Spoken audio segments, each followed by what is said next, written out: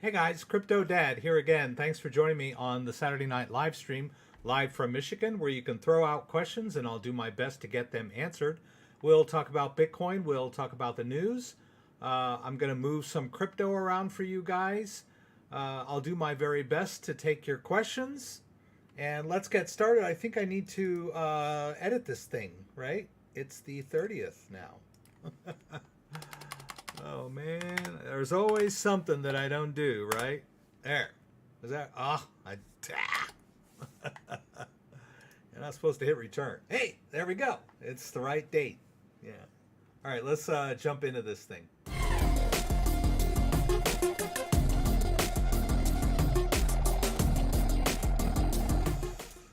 Okay, and once again, I didn't get that camera started in time. Let's see if it pops up. Hey, there we go. All right, so here with the rig, me and the rig. Let's see if I can do this. There we go. Yeah, we got something going over here. What is this thing? This is rain, right? I like it. It's pretty cool.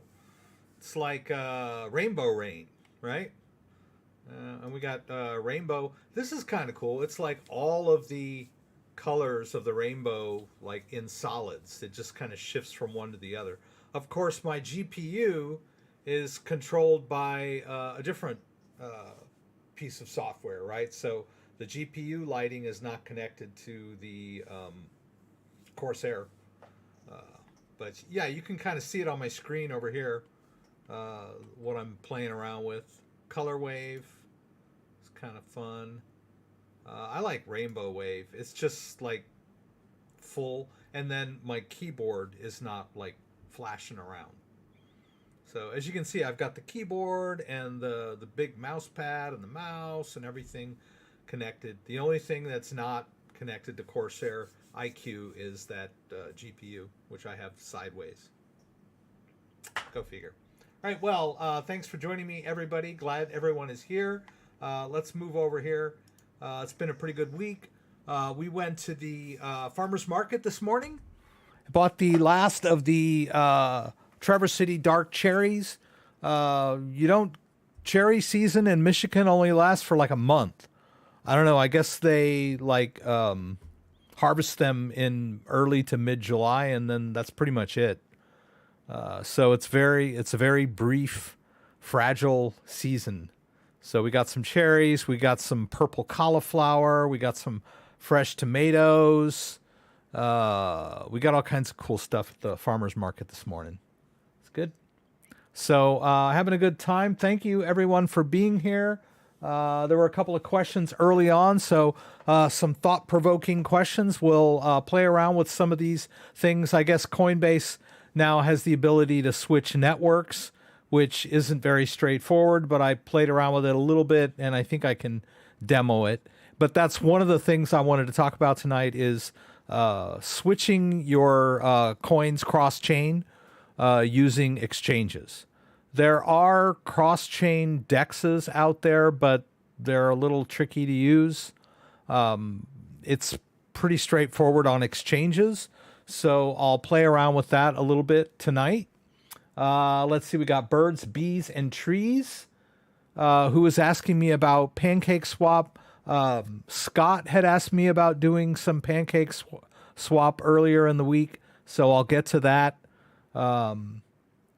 Pancake Swap is on the Binance Smart Chain, so I don't quite understand what you mean by couldn't figure out how to bridge to convert or move BNB and Cake to the Binance Smart Chain. I thought you were already on it.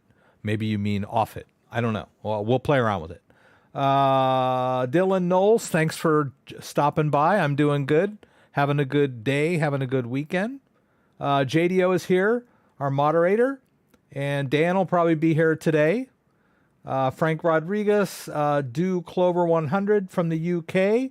Mr. David from San Antonio. Is my mic working? Thank goodness. Yes. Amsterdam, Holland.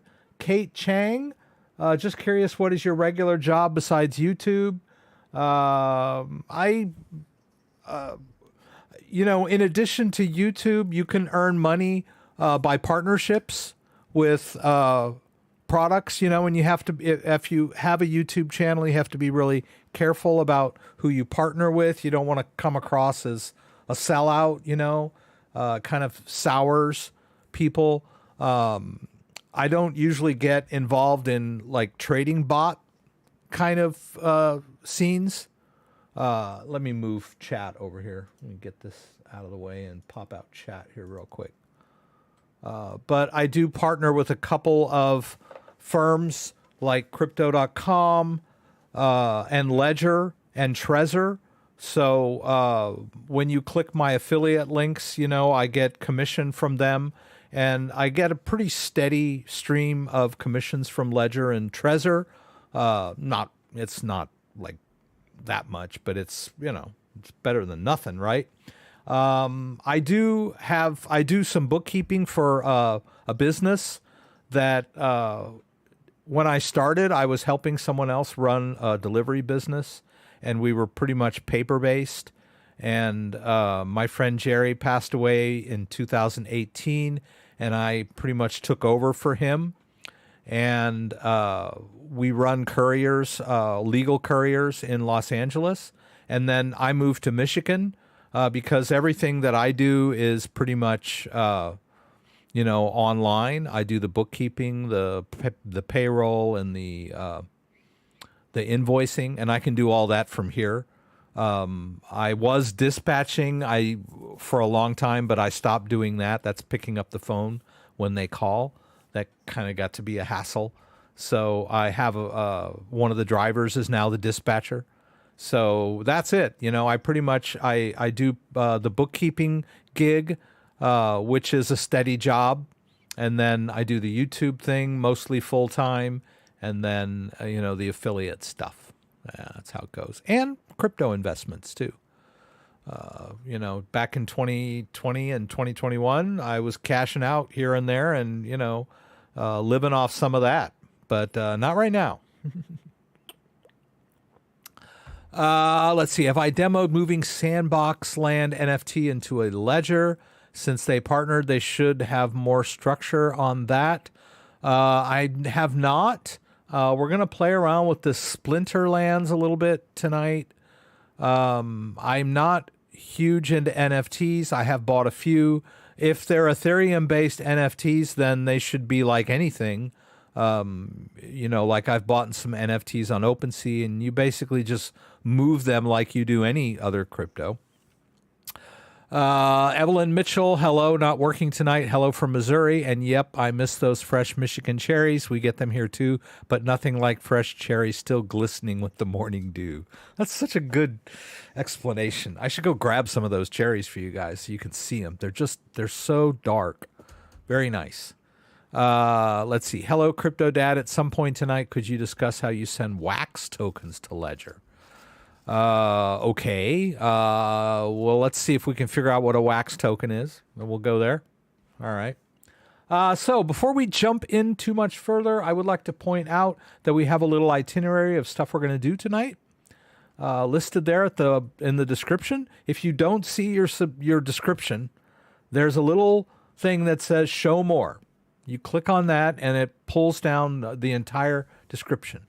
I don't know. I've been doing YouTube for, years now, and somebody asked me about it, and, I assume too much sometimes, most people go through their whole lives not realizing that you can click show more and see more of the description. So I say it. Let's see. Some coins I purchased recently. I don't know that I purchased a whole lot this week. I'm always getting, like I said, I get commissions in Bitcoin, and I'm usually I'll grab a little bit of ETH here and there when I need it. Some affiliate links for you guys. I did a video on Coinly. The Coinly tax software showed you how to get it set up and connect your exchanges and wallets to the Coinly service so you can calculate your capital gains. And it generates that capital gains tax form for you, which you submit along with the rest of your tax forms. It doesn't do your taxes per se, but it really helps with your crypto calculations. That's like the hardest part for most people. And then I did another Trezor video. I'm trying to do more Trezor videos. Trezor's a great hardware wallet. I like it. The more I'm using it, the more I'm kind of liking the interface on the screen. Of course, the Trezor T, the one that I use, is expensive. It's like $250. But I really like the touchscreen on the Trezor T and the way that you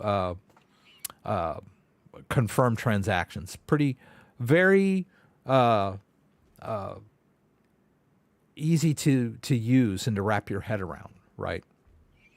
So that's cool. I've done some Trezor videos and a lot of MetaMask videos. A lot of people ask me about MetaMask. So that's that. And let's see what else we got.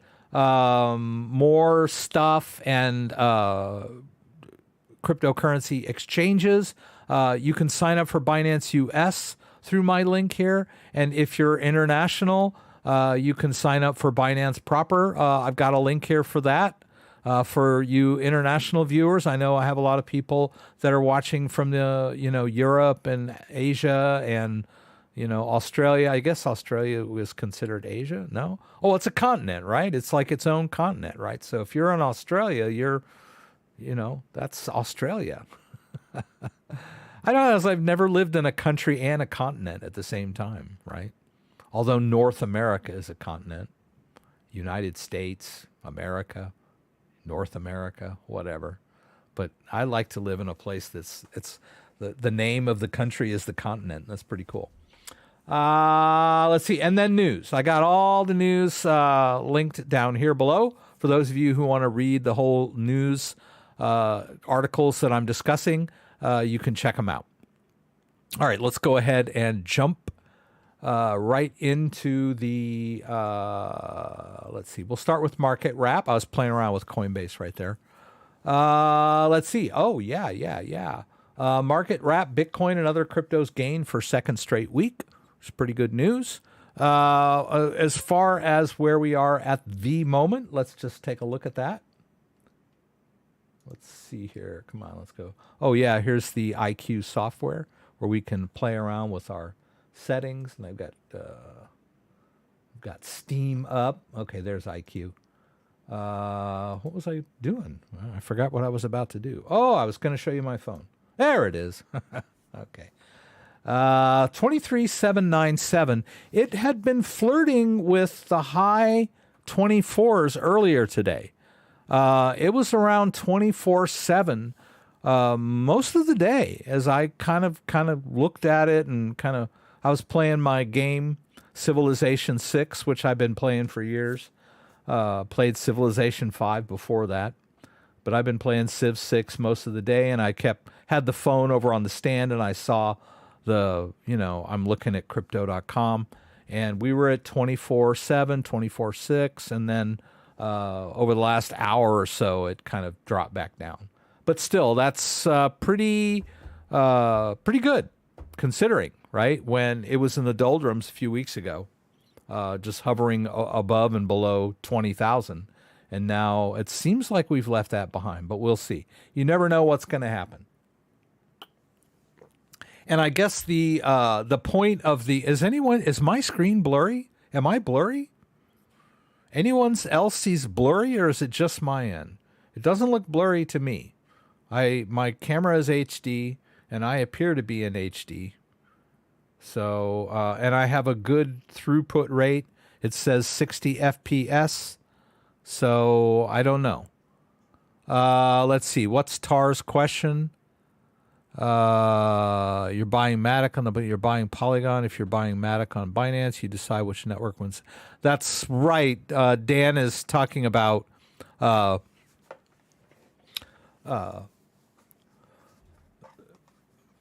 how you convert on exchanges. And I was going to bring this up too, because the question earlier posed by who did it? Dan. No, it wasn't Dan. It was no. Now I can't find it. Someone had asked me about purchasing using Polygon network on Coinbase, and you don't purchase on a network. You just buy it, right? So if they have Polygon, you just buy it. And it's just Polygon. You don't have to switch networks to buy it. But then if you want to switch networks when withdrawing it, that's when you mess around with networks. And if you're depositing it, you can switch networks. All right, we can talk about that in a minute. But let's jump into the news real quick.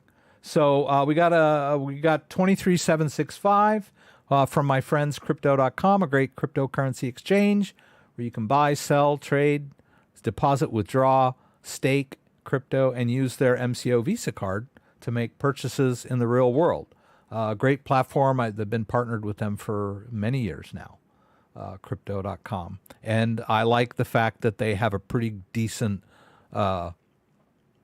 price API to give me a good current price of Bitcoin, right? Much better than Ledger Live, which I hardly ever use for my portfolio price. I mean, I get a vague idea when I look at ledger.com, but I don't trust it as my go-to what's the current price of Bitcoin app, right? That's what I use crypto.com for.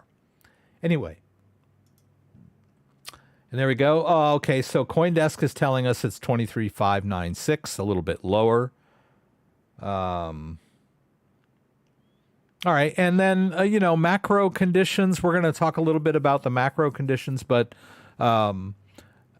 it was, I guess, Thursday or Wednesday or Thursday when they came out with the GDP numbers, which we have two negative GDPs in a row, which used to mean it was a recession, but it's not anymore. So we have inflation, and this GDP print was now we have what most people would call a recession and high inflation, and Bitcoin went up. So go figure. Bitcoin has always been touted as a inflation hedge, but it tends to follow the market in most cases. So a lot of people have poo-pooed the Bitcoin's inflation hedge properties. But here we go. We've got, news of a recession and high inflation, and Bitcoin goes up. So who knows why, right? And it could just be completely unrelated to macro conditions and only be a charting thing, right? Based on the charting fundamentals, Bitcoin went up because it was time for it to go up, whatever, right? But most people tend to point to macro conditions every time you read anything about the stock market, they always talk about world events and, what the Fed did, what the Fed said, what the Bureau of Labor and Statistics said. Always when they talk about the stock market and prices, they talk about those macro conditions. So I don't see why you wouldn't talk about that kind of stuff with the crypto market, because it's pretty much the same people buying, right? It's, either institutional or retail investors buying. It's human beings, right? So we're driven by greed and fear. Okay, so let's go over here. This was another article that I had posted earlier. Bitcoin bull run getting interesting as Bitcoin price hits 6-week high. We're looking good, right? Bitcoin price performance is taking an increasingly higher resistance levels as July gains could top 20%. We'll see what happens tomorrow when the month ends, right? Bitcoin doesn't care what day it is. Bitcoin doesn't care what time it is. Bitcoin doesn't care if, it's the end of the month or the middle of the month or the beginning of the month, but humans care, right? Bitcoin trades 24/7, so it never closes. It never opens, but people they need to hang the price of Bitcoin on all these outdated ideas that used to go with the stock market, right? So the end of the month, where Bitcoin is at the end of the month is important to the chartists. And we're almost at the end of the month, right? Tomorrow. Tomorrow is the last day of the month. Okay, and then there's candles and all this stuff, which I don't quite understand. Monthly close could seal 20% gains. What does it have to close above? Does it have to close? I don't know. Dan would know. Does it have to close over 24 in order to, be this? I don't know what it is, right? Let's just hope it's up tomorrow, right? like every day. All trend precognition signals print long on the D chart plus the 21-day moving average and the 50-day moving average unwinding. If BTC can make a HH, there is little friction to the next HH, and then the macro channel comes into range. Yes, this is still a bear market rally. Okay, so he's a bear. Okay, all right. Let's look at this little story here. I get a lot of people... and I've been reading a book that I bought called The Creature from Jekyll Island, which is about the Federal Reserve and how it started and what it is and what it does. And there was a little section there about FDIC Insurance and kind of what a sham it is. And I've said this many times, but people, 24.5. Okay, Dan, thank you. HA is higher high. Oh, thank you. I appreciate that. So we were talking about FDIC insurance, and people think it's like, I don't know what people think they should have gotten with Voyager. I guess what I would expect, I don't know exactly what Voyager was. I thought it was Voyager was a crypto lender, okay? So if you deposit Bitcoin into Voyager, I would assume that you would expect to be able to withdraw it, even if it loses value, right? Even if the price of Bitcoin goes down, you still, let's say you put in 0.1 Bitcoin, right? Which is, like $2,000 or whatever, or $5,000, 4 months ago or whatever. But you would expect to be able to withdraw 0.1 Bitcoin. Right. But I don't know how it makes sense to say that your deposits are insured under FDIC if they're in Bitcoin. Right. I don't know if you deposit cash in Voyager and you just leave it as US dollars, then maybe you might think that the FDIC would insure that deposit. I don't know. It just doesn't make sense to me as a crypto-centric person.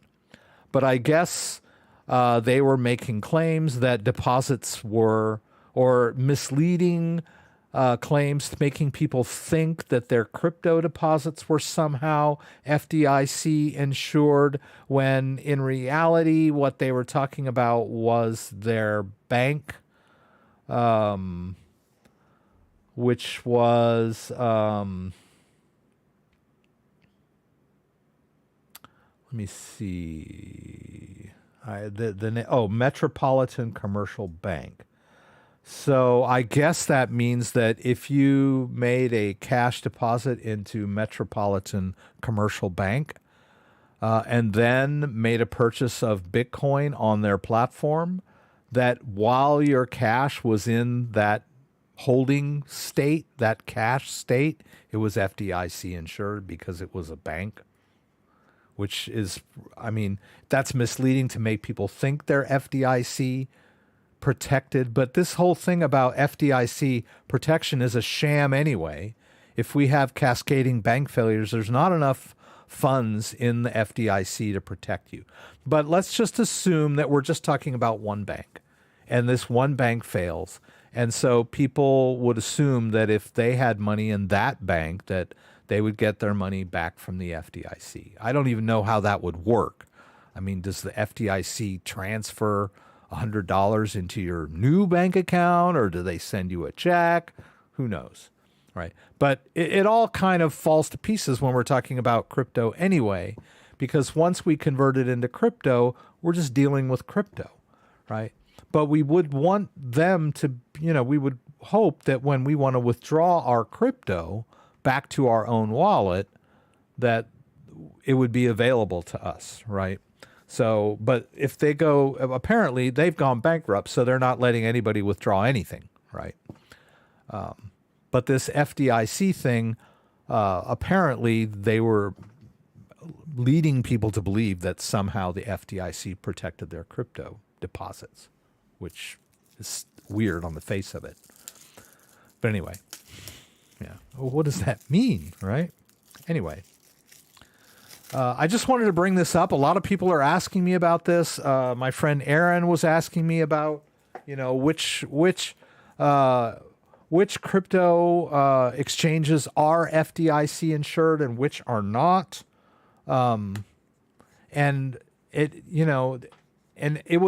seems like if they were, let's just assume Coinbase is FDIC insured.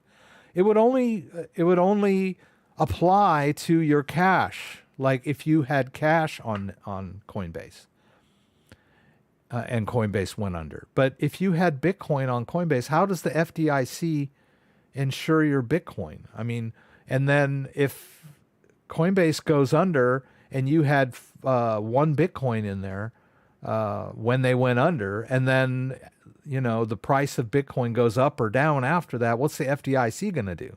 They're going to go, oh, let's see, the current price of Bitcoin is currently, $20,000. So we're going to send you $20,000 because you lost one Bitcoin. I don't know, it just doesn't make sense to me to worry about FDIC. I never thought about FDIC as anything that was helpful anyway. So I'm a bit biased.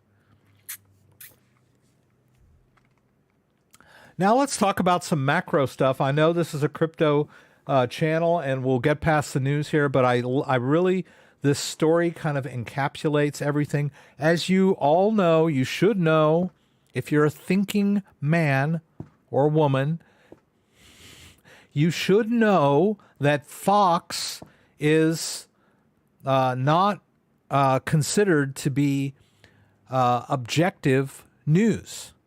In fact, really no news channels are objective, right? They all have their own political viewpoint, slant.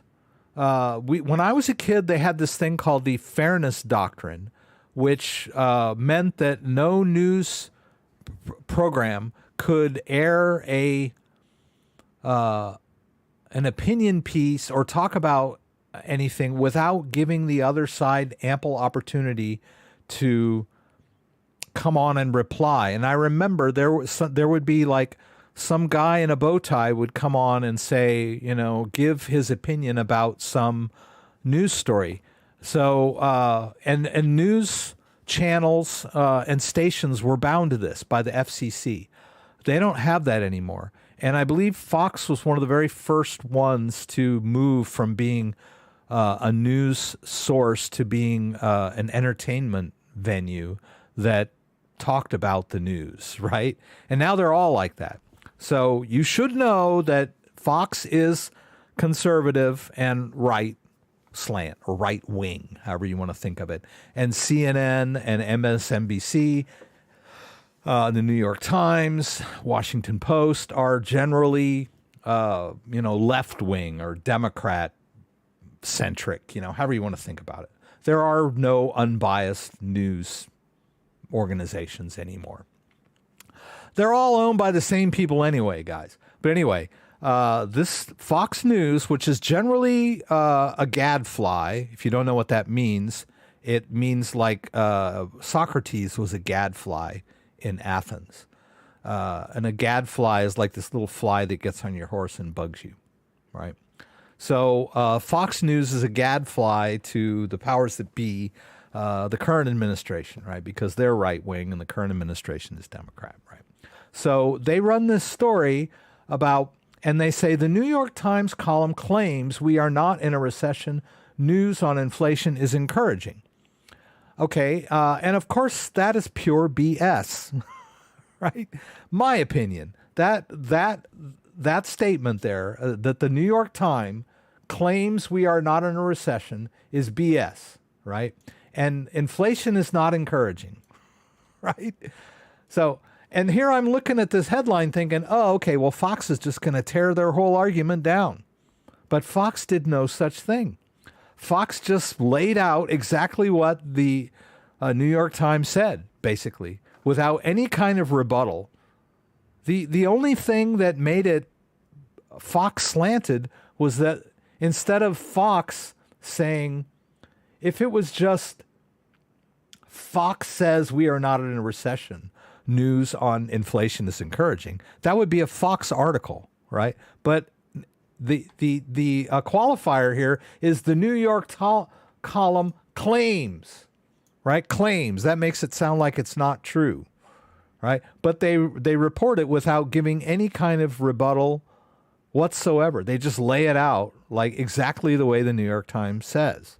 So I'm like confused about this, right? I read a lot of articles that give concrete examples as to why we are not, that why someone saying that we are not in a recession is just newspeak, however you want to call it, right? Because they had a guy, it was in Twitter, there was some guy that was claiming that 2 negative quarters of GDP growth are not a recession. And then they went back and quoted him from like 2 years ago, and that he said exactly that, right? So they're obviously just trying to spin the news so that it doesn't look as bad as it is, the people that are in power, because this is an election year.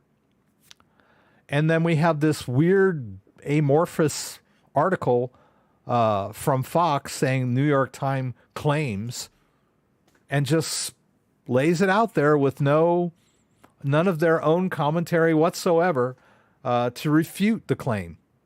So I don't get it. I'm just like, anyway, we have pretty bad macro conditions right now. High inflation. We're moving into recession. The Fed is trying to fight inflation by raising rates. They really can't continue to do that because,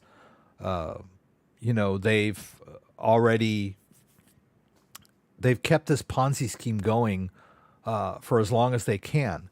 And it's getting to the bitter end now where there's not much more they can do. When the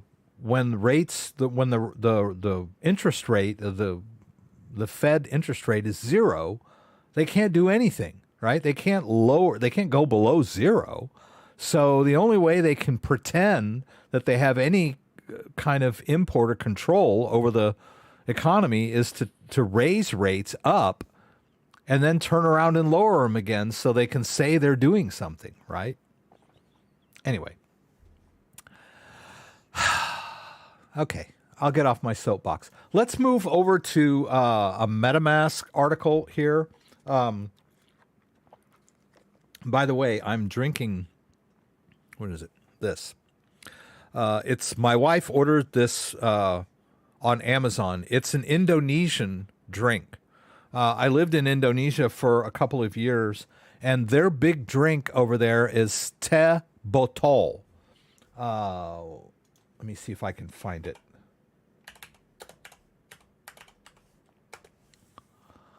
Yeah, that's it right there, baby. This is what you would buy over in Indonesia. This Coke had nothing on teh-botol. And teh-botol basically means tea in a bottle. Teh means tea and botol means bottle, right? This is like an off-brand teh-botol. This is teh botak, which means tea in a box. But this is not the Soroso brand. But damn, it's good. It's just sweet tea. But man, it's good. When it's hot and you're thirsty, man, a bottle of teh-botol just hits the spot. Anyway, just thought I'd point that out. All right, so MetaMask has a new version out, and I think it generally will self-update, although I couldn't quite figure out how to do it. They say, oh, all you have to do is quit and restart it, and it will update. So let's check real quick. The latest version of MetaMask should be 10.18.0. So let's check it in over here and see if it did update. Let's see. I think we go here to settings and about, right? Okay. So I'm still running 10.17.0. Let's see here. If I'm gonna put it here in the browser window. All right. So in order to I think you have to do this. I did it earlier on the in the other browser, and I was going to show you guys how to do it. I think what you have to do is, now I can't remember how it works. I think you have to go to the extension. Let me see if I can do this.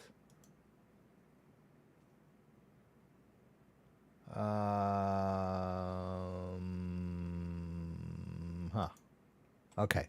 All right. Here. Okay. There we go.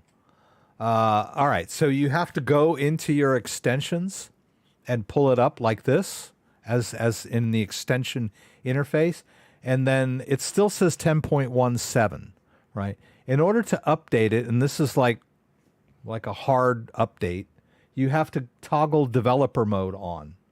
So if you toggle developer mode on, then you get this update button, and you can update from there. And then let's see, it says updating, and there, boom. Now it's at 10.18. So I think I should, I don't know if there's any, oh, okay. So it quit when I did that. So I need to sign back in.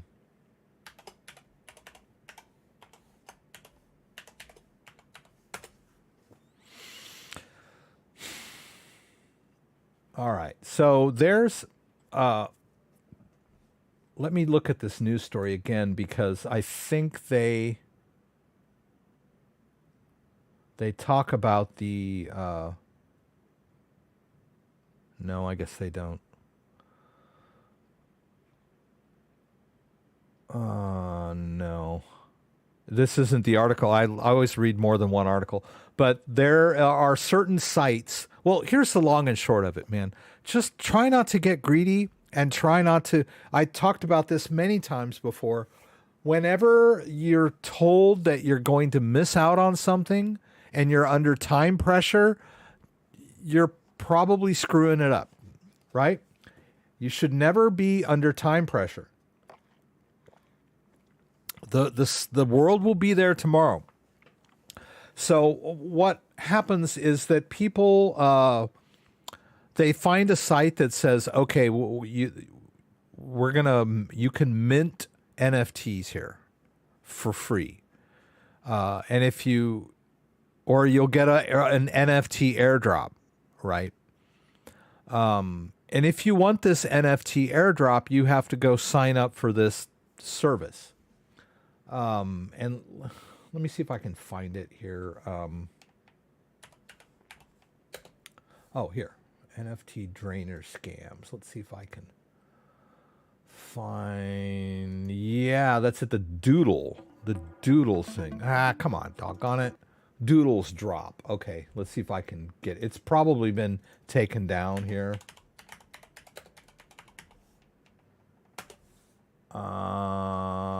Okay, so actually Doodles is a big NFT thing, but there's like is this it? Yeah, I don't know if this is it, but basically what happens is you log in and nah, that's not it. You log in using your MetaMask wallet, and then this may not be the actual Doodles site.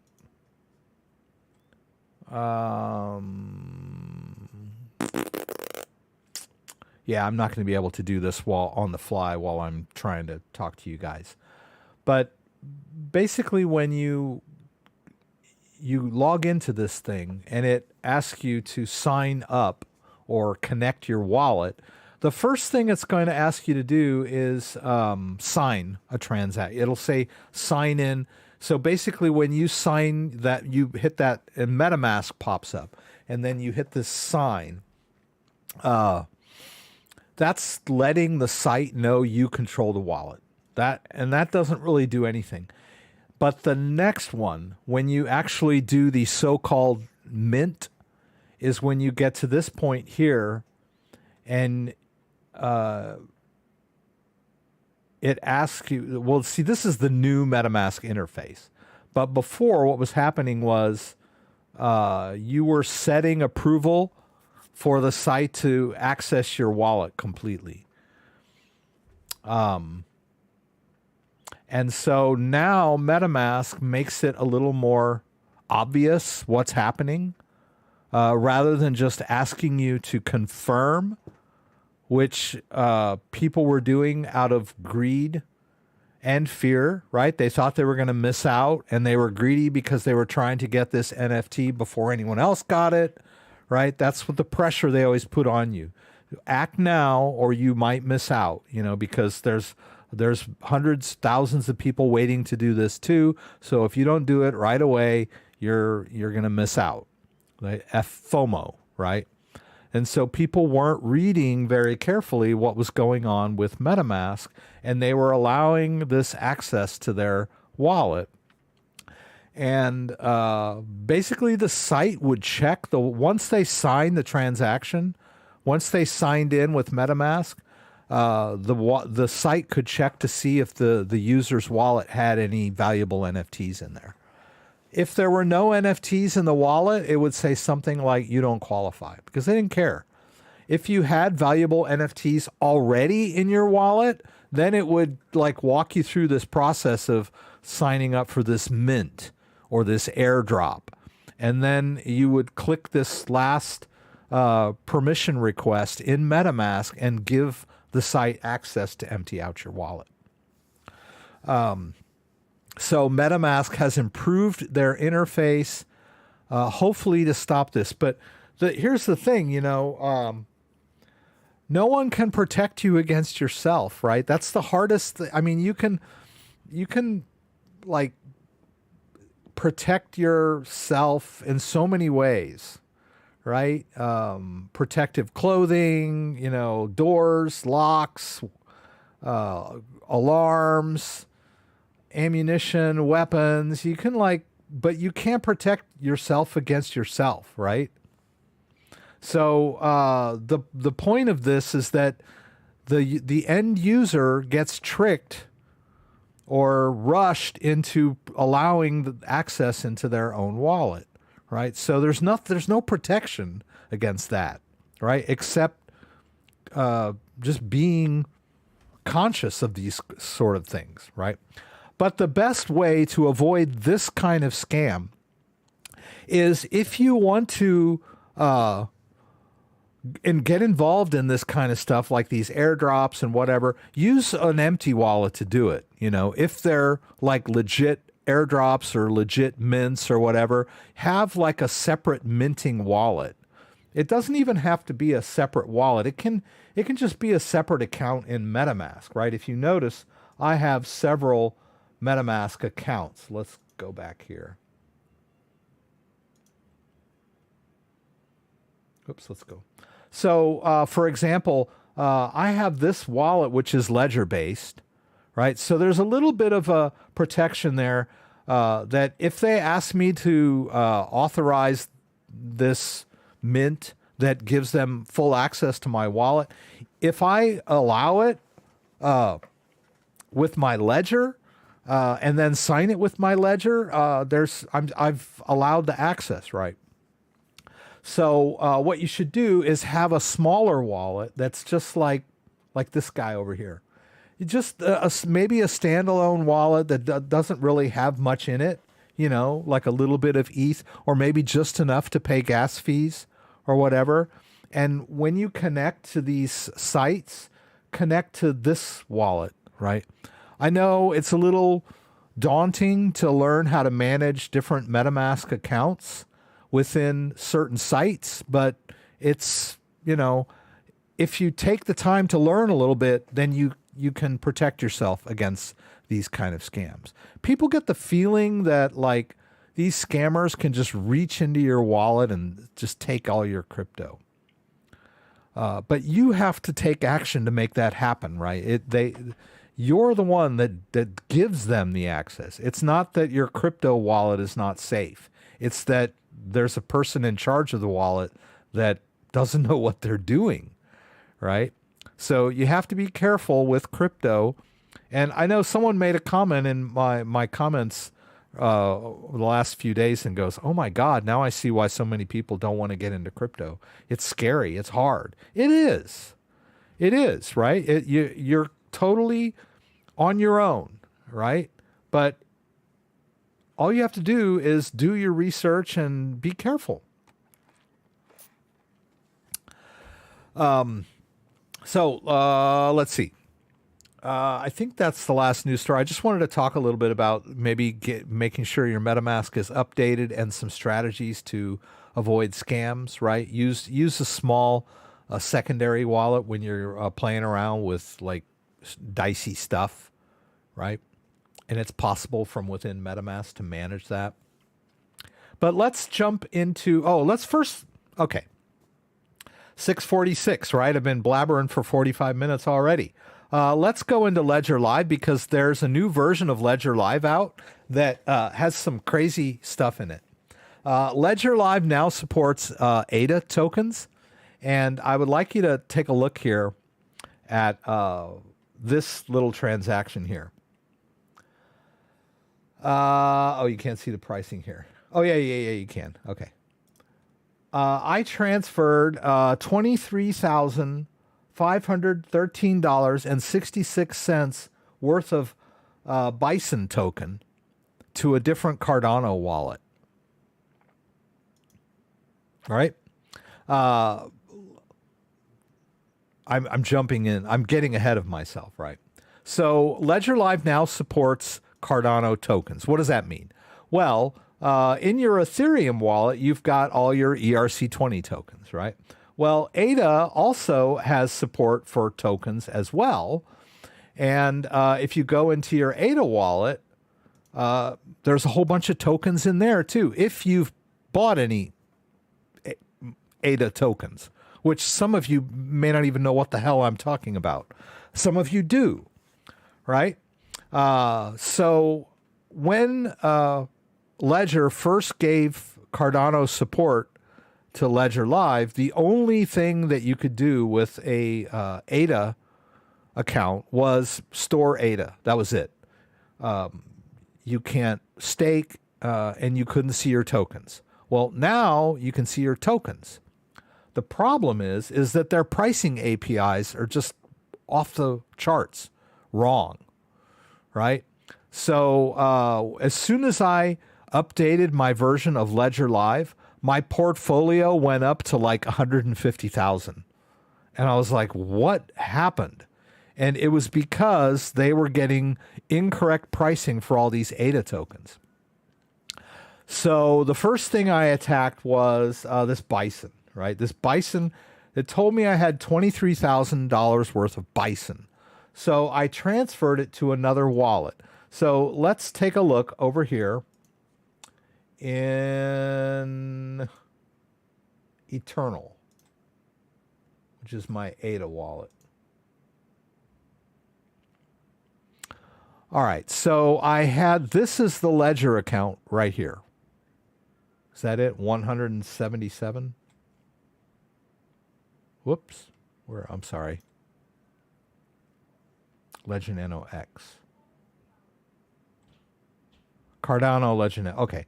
165 in Ledger Live, but if you go over to Eterna, it says 171, and that's because Eternal shows you your rewards balance as part of your available balance. Ledger Live does not.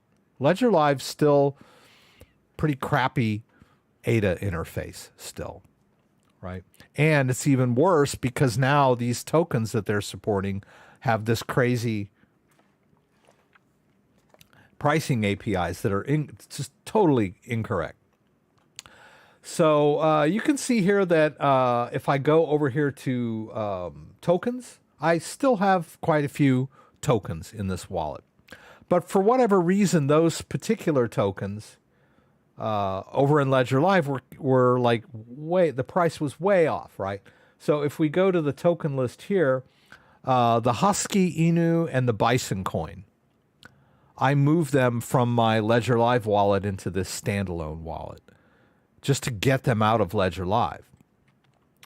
And now if we go into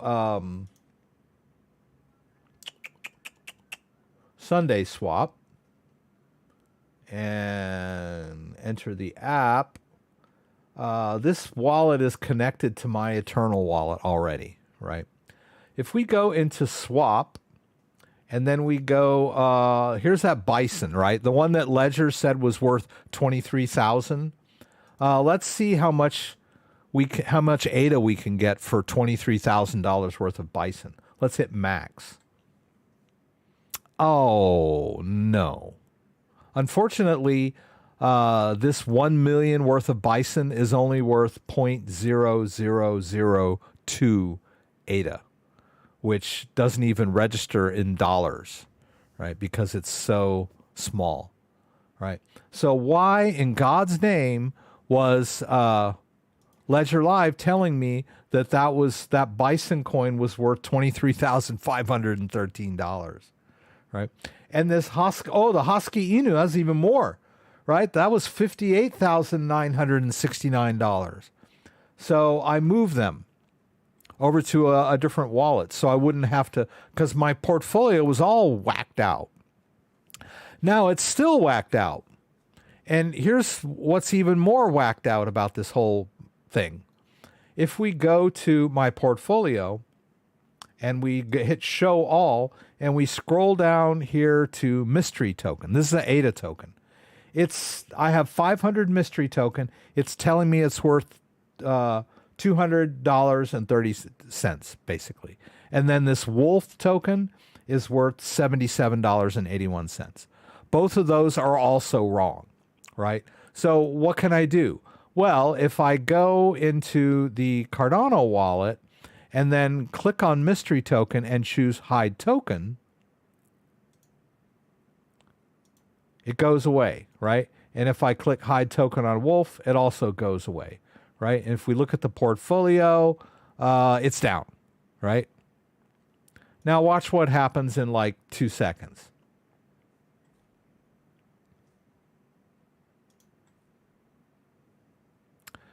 Okay, it held for a minute there. All right, let's see how long it holds.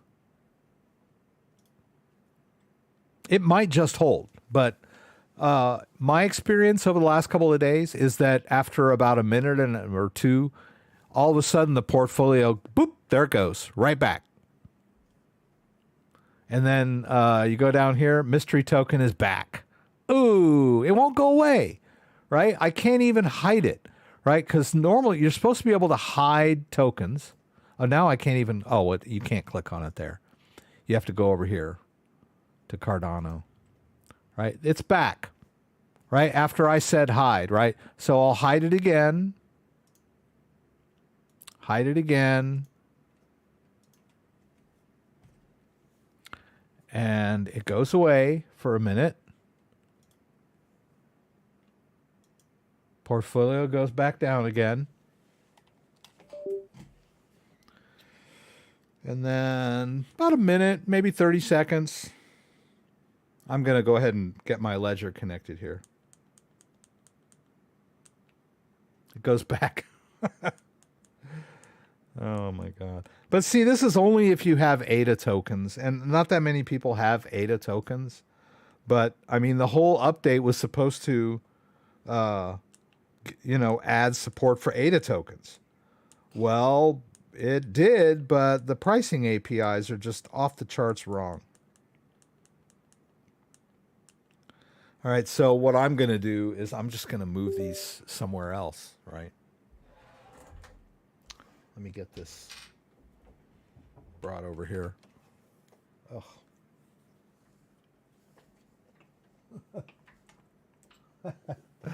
My cord is hooked on something. Okay, so we're gonna go over here to Eterna. We're gonna use this wallet, and we're gonna grab this ADA address. This is a standalone wallet, right? I'm just gonna move these tokens out because they're really messing with me. Let's see, Cardano. Okay, so we're gonna start with mystery token. We're gonna send it, paste in the address of my Eternal wallet, hit continue. Let's move it all. And what really raises, sticks in my craw is that I have to spend ADA to make this happen.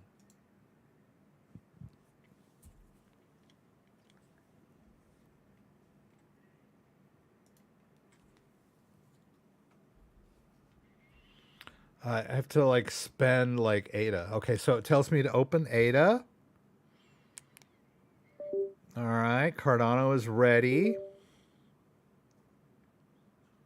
Okay, first I have to export the address to Ledger Live. There's the paths. Okay, confirm the export. Now I'm sending, so it's going to say start a new transaction. Right, it's costing me 1.34 ADA, and then the fees are 0.197. So I guess you have to spend ADA. I have to scroll over to the second part of the address here, then hit both buttons. All right, so I'm spending 1.3 ADA, which is about $1, maybe a little less. And then I have to acknowledge all this other stuff. There's my 500 mist that I'm sending, the worthless mist, and we'll confirm that. And there's that 0.19 transaction fee that you have to pay for every ADA transaction. And then the witness path. All right. As a matter of fact, why don't we just take off expert mode? Because it's really not that necessary, right? Let's just go back. All right, that's done.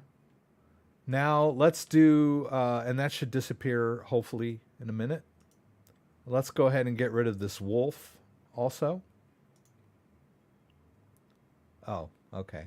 So I have to wait for that to finish apparently. Okay.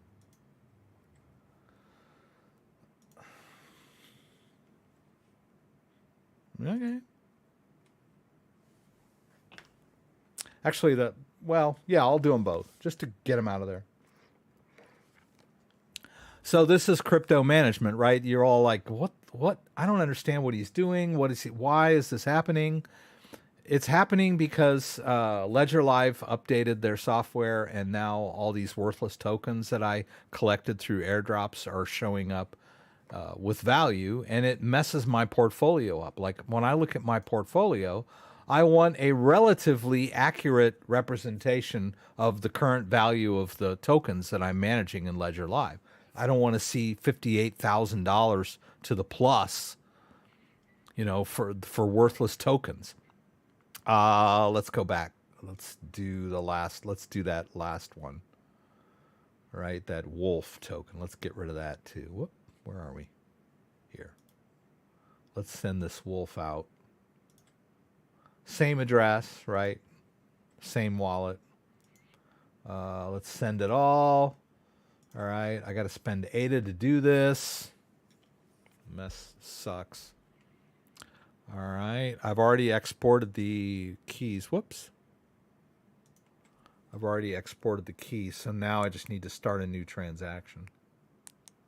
Right, we'll hit both buttons there. Send, there's my 70 cents worth of ADA. There's that 500 million wolf tokens. We'll confirm. And it should be done. Oh, wait, there's that transaction fee, and I'll confirm that. But I don't have to do that witness stuff because I turned off expert mode. All right, so there. All right, now we can go over to this guy and take a look at that token list now. And we should see that mystery token at some point. Should come in here. There's that 500 mystery token, and we should also see the wolf. Oh, there's the wolf too. All right, So now I've got these troublesome tokens out of my wallet. It wasn't all of them. There's still quite a few airdrop tokens in that wallet. They're just not showing. They just don't have any, according to Ledger Live, they don't have any value, so they're not really messing up my portfolio anymore, because they're all these tokens that are, oh, Wolf still says it's there. Okay, there, it's gone. ADX and Sunday, I'm aware of those. They should have a value, right? But they've lost like 80% of the value that they had when I bought them.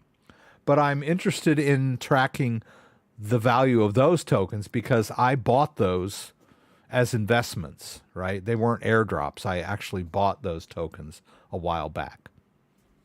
So those I'd keep. But then all these other ones, these other airdrops, they're just showing up as really low value, so I'm not going to sweat these. But it's really dumb that these worthless tokens are showing up with high values within Ledger Live, and it's even dumber that when I try to hide them, they pop right back after I try to hide them. Really frustrating. You can go over here to accounts, and you can see I've got these tokens are hidden, and I've tried to hide them so many times, they're just showing up in here as being hidden. But they should be able to go away. Or maybe not.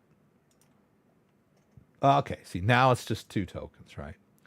Now it's just those 2 ERC20 tokens that are working correctly as hidden, right? The way they should be.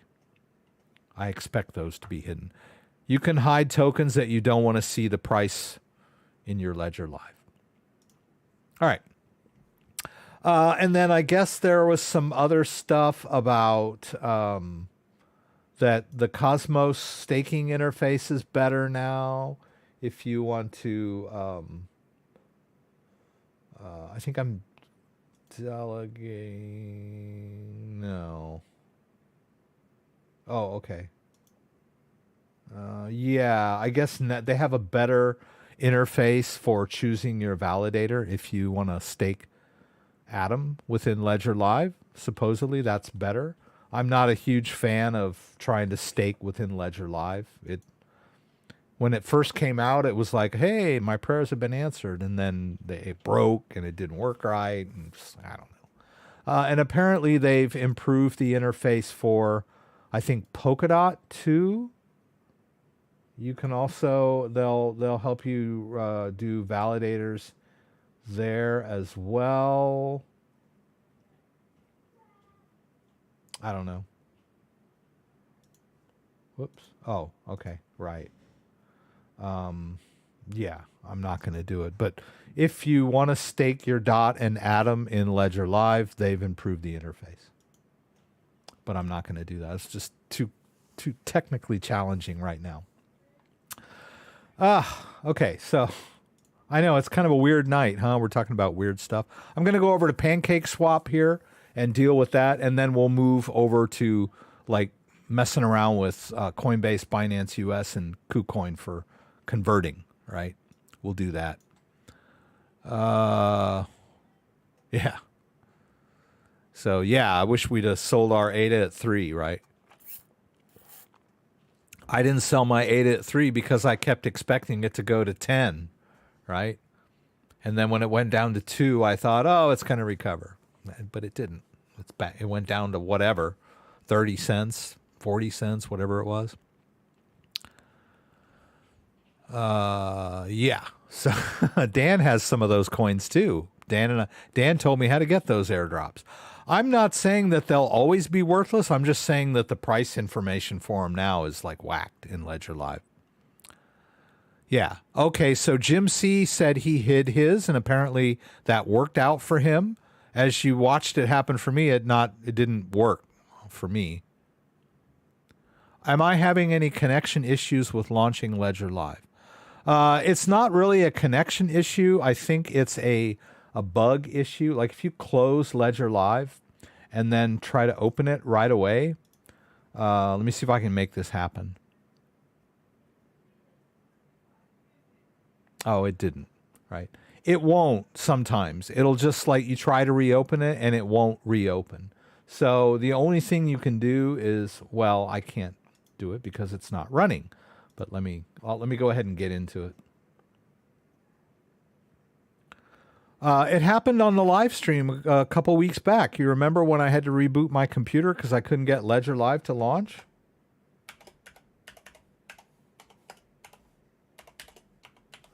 So I think what was happening and what happens occasionally is that, what the hell? Where's my portfolio?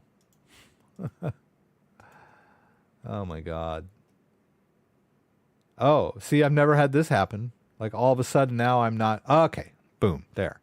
You have to basically, if you right click on the start button, you can go into the, what is not event? Oh, the task manager, pardon me.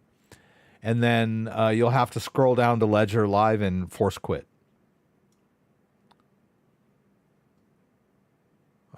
L, A, B, C, D, E, F, G, H, I, J, K, L, M, L. Where is it? It's running. Okay, I don't see it. Okay, there. But notice it's got like 6 instances. I'm not sure what that's all about. But basically, you have to go in and force quit Ledger Live in order to restart it sometimes. It gets gummed up. And that's been going on since before this latest update. Maybe they fixed that with this update. That whole launch, relaunch problem with Ledger Live. Like when you go to launch Ledger Live and it just hangs. I think maybe they addressed that. I don't know. We can look in here and see. In the about, if we look at the, no, they're just talking about that they've added support for Cardano tokens. They don't say anything about bug fixes, but they usually will slip in bug fixes with every release. They just don't specifically address it here. But I think they may have addressed that whole hanging issue. Yeah. So, and then when I rebooted my computer a couple weeks back, somebody in the comments said, you know, all you had to do was go into the task manager and quit Ledger Live. And that's true. That after that, I realized that's all you have to do is go into the task manager and quit it. You shouldn't have to do that, but that's a workaround. So anyway, let's see. I want to catch up on, yeah. H-bar on Ledger Live when we tried H-bar, we still can't get it. I still can't get it to work. I'm tired of messing around with it. You still have to sign up for some kind of third-party service to activate your H-bar account separate from Ledger Live through some third-party wallet, and I've never been able to make it work right. Okay, VET. Oh, we're going to talk about VET. All right, but let's buy. All right, I need to buy some cryptos. So let's buy Bitcoin, Polygon, and ETH. And let's go ahead and we'll just buy them on Ledger or on we'll buy them on Coinbase here. We'll buy $50 worth of Polygon, and I'll pay with my Chase Bank. Okay. Let's do that. They may not let me do this because, okay. All right, so they're charging me $2, kind of steep. But the reason I'm doing this is because some people were asking me about the different networks now.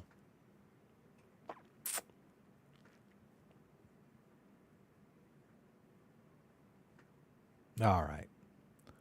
I think I'll buy, and actually Coinbase has been kind of chinchy with letting me withdraw right away. Okay, I can send $1,000 in crypto per day while we wait for your, okay, so they're going to let me move it. Okay, got it. Why don't we try that? So let's go over here. Now, what they used to only sell MATIC in ERC20 format, which was kind of messed up because back a few months ago, several months ago, Ethereum fees were just like astronomical. So if you bought like $50 worth of Polygon and then tried to transfer it into your Ethereum wallet because it's ERC20, you would pay like $20 in Ethereum fees, which was ridiculous. It was just pointless. So, but now Ethereum fees have gotten a lot lower. But so you should now be able to withdraw Polygon natively from Coinbase, right? So let's see. We go over here. I've got two different. Oh no, I don't. Right? Actually, I'll show you. I don't know. I don't really want to. I converted all my Polygon from ERC20 to native Polygon after the live stream last week on Binance US. So should I do this? I don't know. All right. So you can put Polygon in an Ethereum wallet, right? Actually, let's do a different one. Let's do Ethereum main, right? Just for the heck of it. So if we hit receive and we get this ERC20 address, right? I'm in my Ethereum wallet. We go back over here and we try to withdraw this Polygon. I'm going to send it, right? I'm going to send it all to paste there. Okay. I guess it's here. No? How do you switch networks? I thought you could switch. Oh, to MATIC address. Okay. Huh. Well, now I don't know that you even can switch networks on the withdrawal. Let's go back. Let's see if we can. Okay. Pay with Polygon. MATIC address to. Okay, it thinks it's a MATIC address. Let's look at the deposit, right? All right, so we can deposit MATIC. Okay. See, it's so friggin' confusing. Okay, here, there, that's it, right there. I can deposit ERC20 MATIC in my wallet on the Ethereum network. Or pay less fees, send and receive, use Polygon. I can switch to Polygon. But you have to know what the hell you're doing, right? You don't try to put your old ERC20 in here, right? If you've switched it over. So there, now I can deposit native Polygon on Coinbase, right? But it looks like once you buy it, you can't withdraw it as ERC20. I don't know why you would want to. Interesting. I don't know why you would want to make it ERC20 unless you didn't have a Polygon wallet. And if you don't know what a Polygon wallet is, you shouldn't be messing around with Polygon. Let's see. Let's try this, right? Okay. What? Okay. All right.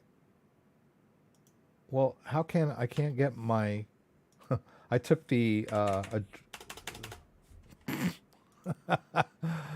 damn you, Coinbase. All right, let's try this again. All right, Polygon. Okay, send. Oh, okay, there. Man, it wouldn't let me put I wasn't going to like try to type it in from memory. On Polygon.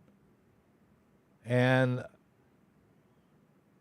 yeah, that's it. You don't get the network option on withdrawal, right? That I can see. Let's see. What is it going to, is it going to ask me if I want to, okay, here.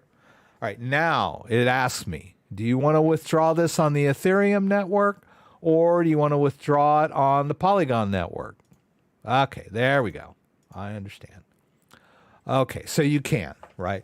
So you can withdraw your Polygon that you bought on ERC20 or on Polygon. So let's do the ERC20 option just for laughs, right? Let's see how much they're going to charge me.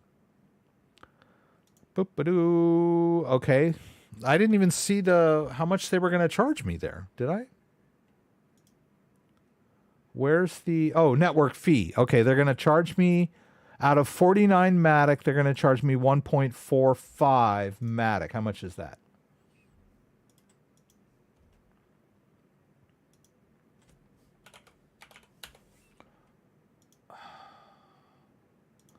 $1.45. Okay, that's like $1.35. So, and that's for the Ethereum withdrawal. So it's not that much like it was before, right? But anyway, we're sending it to my wallet, right? We'll send now. And let me put this in. Okay, I got to let this cycle. What the hell happened? Oh, here it is. 975,398. Okay, I'm doing it the expensive way, right?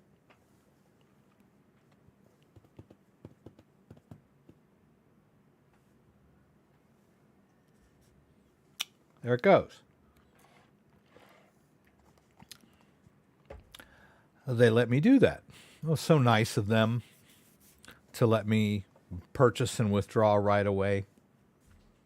And then we can go over here and we should see MATIC tokens in my list of ERC20. Right? I don't see it at the moment. There, down there. MATIC, right? So there's my 49 MATIC, right? So Barbara posed this question last week, and I didn't understand what she was asking me, but I'm pretty sure she wanted to know, oh, if I have MATIC in my Ethereum wallet as an ERC20 token, how do I switch it over to this one, the Polygon, the native MATIC? How do I switch it? Well, so I was going to demo that. Now we could send it right back to Coinbase and then swap it, but let's do Binance US just for the heck of it. Let's go over to Binance US. Oh, and we're going to buy some Theta here anyway. Let's go ahead and buy a little bit. I don't know. Everyone keeps asking me about Theta for some reason. I don't know why. Maybe Theta's hot right now. I don't know. Okay. All right, so I'm just going to buy some Theta while I'm here. Because, anyway, let's just finish what we're doing here. All right, so I can deposit Polygon or MATIC in my Binance US, right? So if I say I want to make a deposit of MATIC, I can choose my network, right? So I can choose Binance Smart Chain, ERC20, or Polygon. Well, let's just assume that I'm Barbara and I have my my MATIC token in my Ethereum wallet, right? My ERC20, and I want to switch it over to my other wallet. Well, I can't just move it. I can't just say, oh, why don't I just grab this address from my Polygon wallet and go over to my Ethereum wallet and send my MATIC, where'd it go? Yeah, oh, can't I just send my MATIC that way? Right? Well, it probably would let me, but then it wouldn't do what I want it to do, right? You can't just send ERC20 MATIC to a MATIC-based wallet, right? It's not going to show up as MATIC, right? It's not going to convert. It would show up in that wallet, but it would just stay ERC20, right? So what we need to do is we need to move this MATIC over to my Binance US account, right? So let's the ERC20 address is here. Let's grab it. Let's go back here and let's go ahead and send it over to Binance US. That is their address. They just doesn't auto verify. Let's go ahead and send the max, and it's going to cost me 97 cents. Granted, right? I know that. It's just I'm willing to eat that because I'm just doing a demo for you guys. Boy, if I had all the money back I've wasted or used doing demos for you guys, I'd be a rich man. Open Polygon. No. Oh, no, I'm on the wrong one. Sorry. Ding, ding, ding. I need to be over here. See? You can't be careless when you do this stuff. There. That's the Ethereum address. And that's the MATIC token. All right, still going to be the same thing. Oh, let me just quit this. All right, I'm here. All right, continue. What's it going to do? Is it going to tell me to open the MATIC app? Should tell me. Okay, there we go. Open Ethereum app. This is Ethereum-based MATIC, right? We're going to convert it, right? How are we going to convert it? We're going to drop it into our Binance US account. Okay, we'll review all of that, and we'll accept and send. We always have to authorize outgoing crypto transactions on the device, right? The device are the keys that control the wallets, right? It's like the keys to your car, right? So if I lose my keys, I can't start my car. If I lose my device, then I can't move my crypto, right? I can't start my wallet and move my crypto. So I should have a spare set of keys laying around, right? So the spare set of keys for this device is my 24-word backup phrase. If I lose this device, then I can restore to a different device using my backup phrase. And all of the wallets that were, all of the wallet keys that are on this device would be restored to the new device. The new device would be an exact duplicate of this device in principle, right? Not physically, but mathematically. All right, so we sent that, and I should get a alert that I've received some MATIC in my Binance US account here shortly. Let's see. While we're over here, let's buy some Bitcoin. So we'll choose Bitcoin as the default. I don't need this device here at the moment. Let's buy $50 worth of Bitcoin.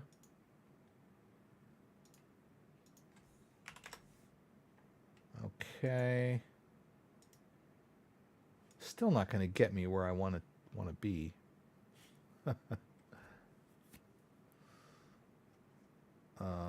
Okay. That worked.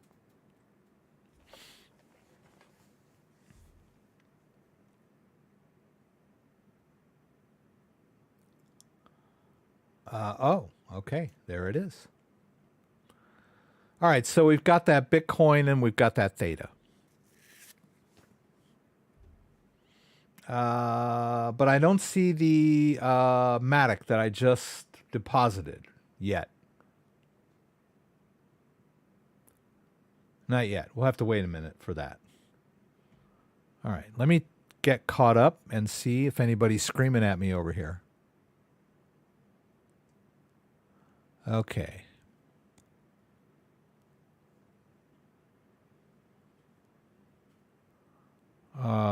Thanks, Ledger. You made me think I was rich. Yeah, I know. I was like, when I saw that, when I updated my Ledger and my portfolio went up to like 100,000, I was like, wow, there might be some maybe some ADA tokens just like mooned out and I didn't know.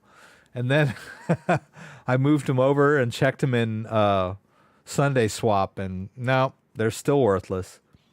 There's another ADA DEX that I also checked the value, and they were worthless there too, so pretty sure that they're worthless.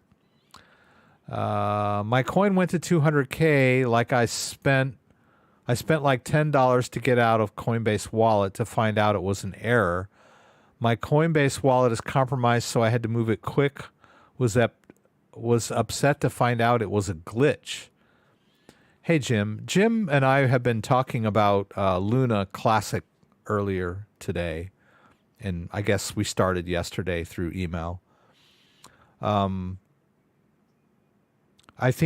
know if you're talking about the Luna Classic or not. I didn't know that Coinbase Wallet supported Luna Classic or Luna, but maybe it does. I thought you were telling me you had it on some kind of exchange. All right. So, yeah, I mean, I think it's plain to see if you follow my live stream and if you've been following what we're doing tonight, that moving crypto incurs fees. Any way you look at it. The most basic of fees for the most basic of crypto is Bitcoin. And there are fees on the Bitcoin network, and that's how it works. It's a community project. It is maintained by a community of miners. And the miners, not only do they search for new Bitcoin by, solving mathematical puzzles, they also process transactions on the Bitcoin blockchain. And they get rewarded for that.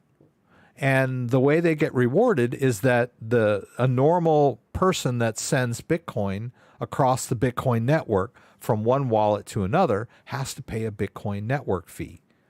It's built into the system. And I know people are always complaining about that. They're, why do I have to pay fees on a Bitcoin now? Because it's the way it works. Who would mine Bitcoin and process transactions if there wasn't anything? There has to be some kind of incentive, and that's the incentive. And the promise of Bitcoin is that those fees are basically negligible. And on the Bitcoin network, they pretty much are. But on the Ethereum network, because Ethereum didn't scale properly, the network fees on the Ethereum network became ridiculous, right? But it's the same concept. The Ethereum fees are what makes the network work, right? That's why people mine Ethereum, so that they can earn a little money processing transactions, right? And then those are the most basic reasons why you pay fees when you move crypto. Well, all of that is, every crypto has its own blockchain and its own fee structure. Some are proof of work, some are proof of stake. But all of the exchanges out there have to deal with that too. So they pass that along to the user. So if they just let people move crypto in and out for free, then they would be losing money because they're having to pay fees on the blockchain for their wallets. Right? Now, some exchanges charge a premium because that's part of their business model. Some exchanges give you low withdrawal fees and high trading fees. Some exchanges give you low trading fees and high transfer fees, right? It's just like, like a cell phone plan. You got to read all the fine print and figure out what's your best deal. Coinbase Pro didn't used to charge you withdrawal fees, period. They just charged you trading fees, but then they changed that. So that's why you guys have to pay fees when you move crypto around. And some people are just so oh, I don't want to pay a fee. Okay, well then just buy it and leave it on the exchange. You'll still have trading fees, but it's not being stored safely if it's sitting on an exchange, right? Relatively safely. But really the real crypto custody is in your own wallet. So, and that's the price you pay for being able to store your crypto in your own wallet, where you have total control, no bank, no processing service, no exchange can tell you what to do with your crypto when it's in your own wallet. But yeah, you'll see me moving crypto back and forth and paying fees. Let's see here. Did this thing go in yet? And things take a while, right? You have to be patient. We're still, we might wait Oh wait, no, there it is. There's the MATIC, right? So now that we have the MATIC, let's see if it's there. Okay, it's successful. Now that we have the MATIC, let's convert it to native MATIC. If you remember, we deposited it from our ERC20 based wallet, our Ethereum wallet, as an ERC20 token. Well, now we're going to drop it into our Polygon wallet, our native Polygon wallet. And what's weird is the address is the same format as an ERC20 address. So it's like really confusing. But now we're going to go back over to Binance US. We're going to do withdraw. And we'll withdraw it all. And now the max, I'm sorry, I chose the max. The network is Polygon, right? There. That's how I converted it. I deposited it as ERC20, and now I'm withdrawing it as Polygon, right? And let's preview. The withdrawal fee is like 9 cents. So I had to pay, I forget what I had to pay to move it out of my wallet, whatever it was, like $1 or whatever. Low Ethereum fee, $1 something. Now, but it didn't cost me anything to deposit it in Binance US. Didn't charge me anything to make the deposit, right? But they are charging me for the withdrawal. But once it's converted to MATIC, it's a very cheap withdrawal fee, right?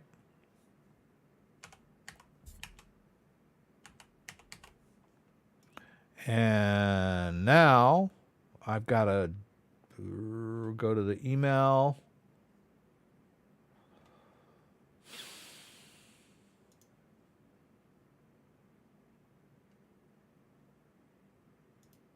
I think it's this email. Wow, my order shipped already. Okay, so I have to confirm that withdrawal. There we go. And now it should be on its way to my wallet.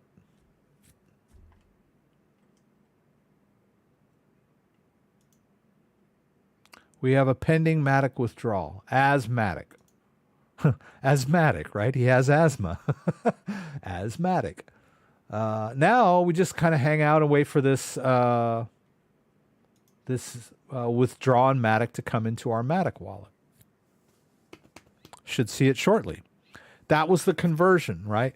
A little bit of a little dicey, a little tricky, right? But I didn't pay that much to convert it, right? All I had to do was pay the Ethereum fee when I sent it to Binance US.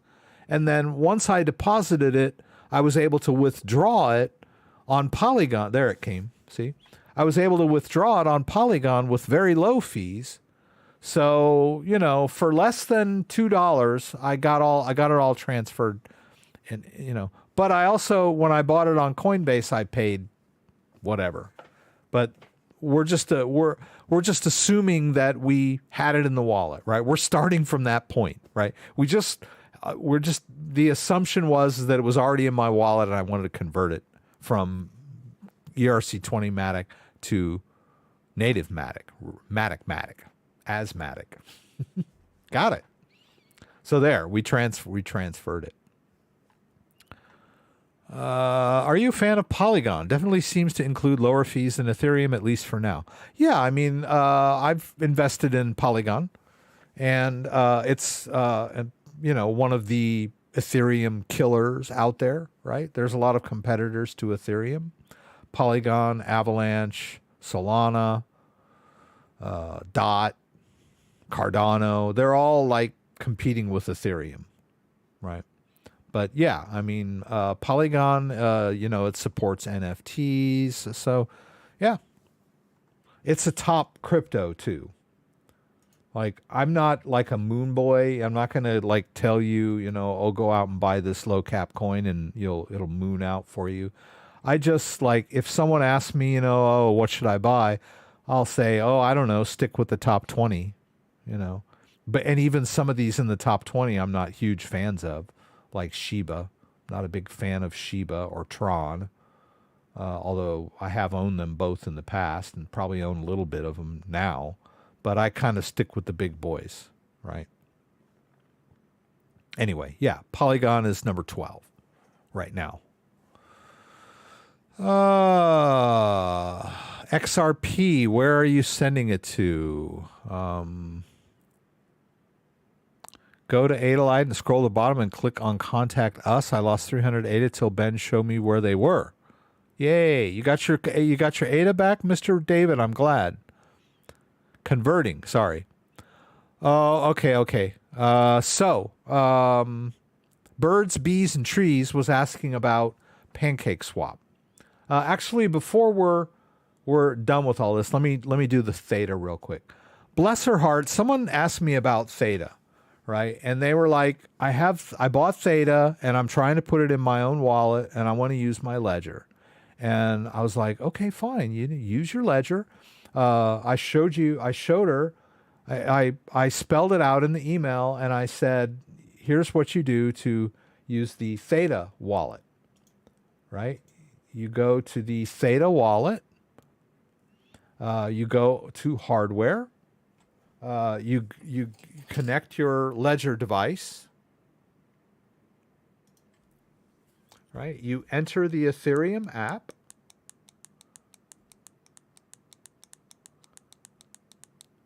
All right. And then you click Ledger and you choose Ethereum Live.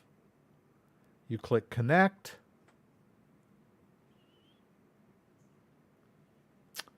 And you can choose the address. Lo and behold, there is your Theta wallet where you store your Theta tokens,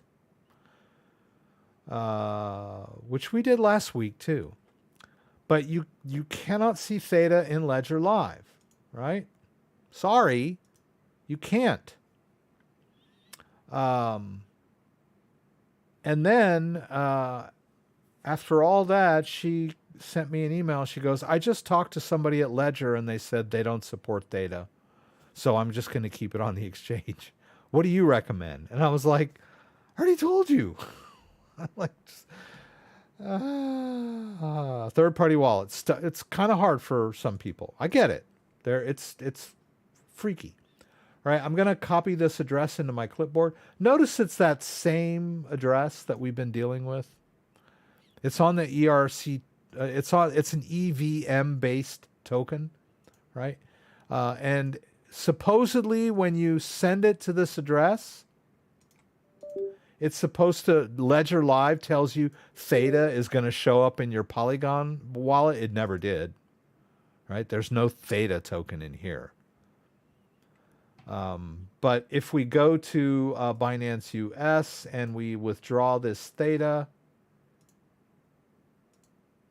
right? They don't give you any choices of network, right? They just tell you Theta network. And then you paste in that address, max it out, and preview withdrawal. They may, and the Theta fee is low, right? 17 cents. It's not bad. I got to put in my authenticator code.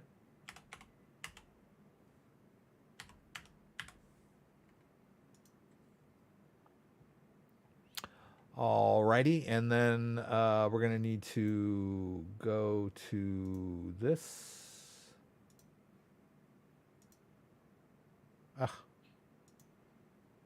Here. Okay. There. All right, so now the Theta will leave Binance US and it will show up here in the Theta wallet. I get it. This is a website, right? So people are like, oh, I don't want to store it on a website. I want to store it in my ledger. I'm like, well, it is in your ledger, strictly speaking, right? It's a ledger-based wallet that uses a web interface. Very similar to Ledger Live. Ledger Live pretty much does the same thing. It's just a software interface to the wallets that you have created on your Ledger device, right? But in order to use the Theta wallet with a ledger, you have to use this website. That's it. There's no other way to do it. This is it. And, you know, I won't get on my high horse, but like, and this has happened to me years and years and years. People, when I worked in computer stores and whatever, they would call me, right? Because I was the only salesman at that store that would explain things to people. They'd call me and they would ask me a question like, how do I do something on my Apple computer and my OS, blah, blah. And I would say, I would spend the time to explain it to them. They wouldn't buy anything from me. They'd say, thank you. And they'd hang up. And then they'd call me back and go, oh, I just called Fry's and that guy told me something else. I'm like, well, why are you asking me if you're going to go ask somebody else? Right. And I get it, right? She asked me and then she went and asked Ledger and Ledger told her the guy from Ledger didn't know what the hell she was talking about, or she misunderstood what he was saying. I think what he was telling her is it's not supported in Ledger Live. And she thought it meant it wasn't supported at all. But there, it came in, right? There it is. I can see that the balance has gone up. And I'm buying more Theta than I really want to. Because everyone's asking me about Theta. Okay. I still need to get in. I need to get into the Ethereum app. Okay. Okay. There. See there. Now you can see that 2 minutes ago that Theta came in. All right. And then just for laughs, let's grab some Bitcoin and throw it into Bitcoin main, right? Let's do receive. Whoops. And we can confirm on the device if you want, just to confirm that this device matches this account, right? Because you can have multiple accounts and multiple devices. You just want to make sure by doing this little verification step, it'll confirm that this device is a match for that. See, the address shows up. And then you click approve. And now, whoops, I shouldn't have done that because now the address is gone. All right. All right. There it is. I copied it into my clipboard. All right. Let's go over to Binance US and grab that Bitcoin. Let's just get it out. Let's withdraw the Bitcoin to that address. We'll send the max, and hopefully they will allow this. Ooh, man, that's a tough fee. Look at that. $4.72. Binance US is expensive to buy Bitcoin. I shouldn't have bought it here. I should have bought it somewhere else, like Coinbase, I think. Even Coinbase would have been a cheaper withdrawal fee than that. I don't know. Seems high. It seems pretty high. But we've already done it, so c'est la vie.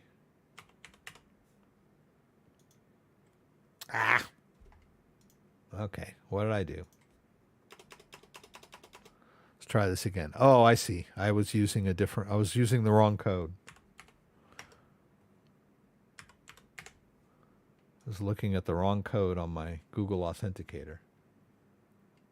All right. Is it this guy? Yeah, keep doing that.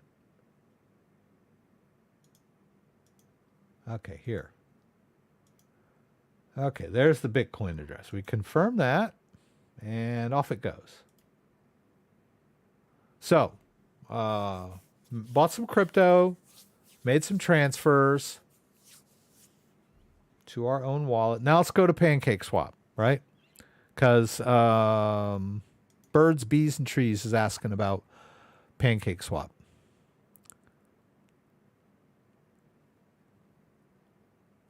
Oh, okay. So he was just talking about the functionality of Polygon.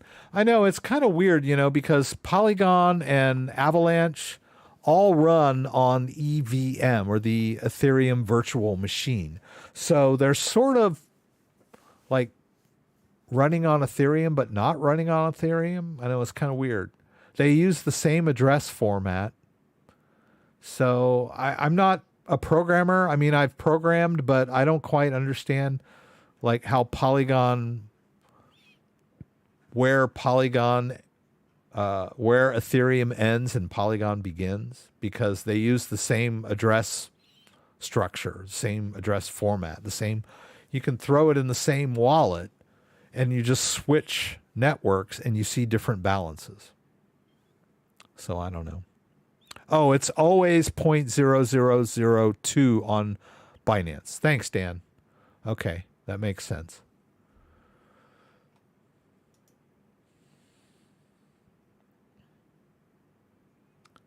All right. Oh, by the way, I think we left some Ethereum over in FTX. So let's grab that while we're grabbing stuff.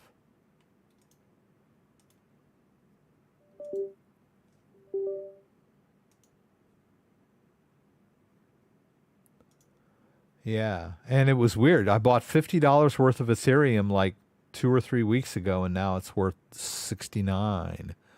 Always learn a lot from your content. Thanks, Rex. Thank you, MT. I appreciate it. Let's see. How do we get it out? Isn't that it? How do I get it out of there? Oh, I go over here to wallet. Okay. Oh, here. Okay. No. Oh, here. Sorry. Okay. Withdraw. Oh, and by the way, they made me wait till the 22nd, if I remember. It was like a long time. It was like almost 2 weeks I had to wait before I was eligible to withdraw this. I was like, what? And they're supposed to be like cool dudes, right? Okay. Oh, I guess I never saved. I thought I had saved the Ethereum address there. That's their fee, which I guess isn't that bad, huh? Whatever that is.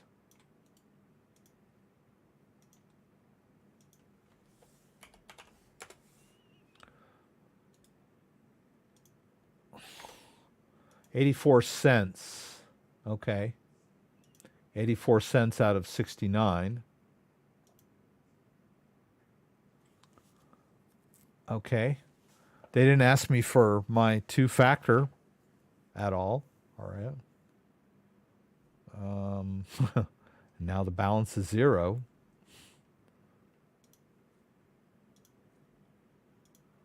Okay.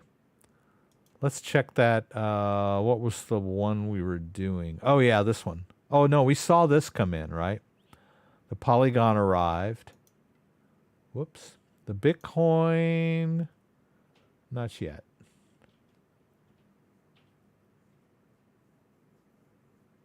Okay. Oh, yeah, there it is. Okay, so the Bitcoin came in. Okay. Let's go over here to, and I was hoping that I could get 0.1 Bitcoin, but it's gonna, I think I need more, right?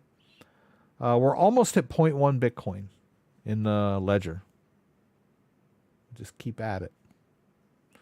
Let's see, Ethereum main, did that come in today? No, that was just this thing. Okay. I think this should get us over the $1,000 mark on this Ethereum. There's should be more than 0.6. That'll be fun. Not yet. Okay. Let's go over to Pancake Swap. So, let's see.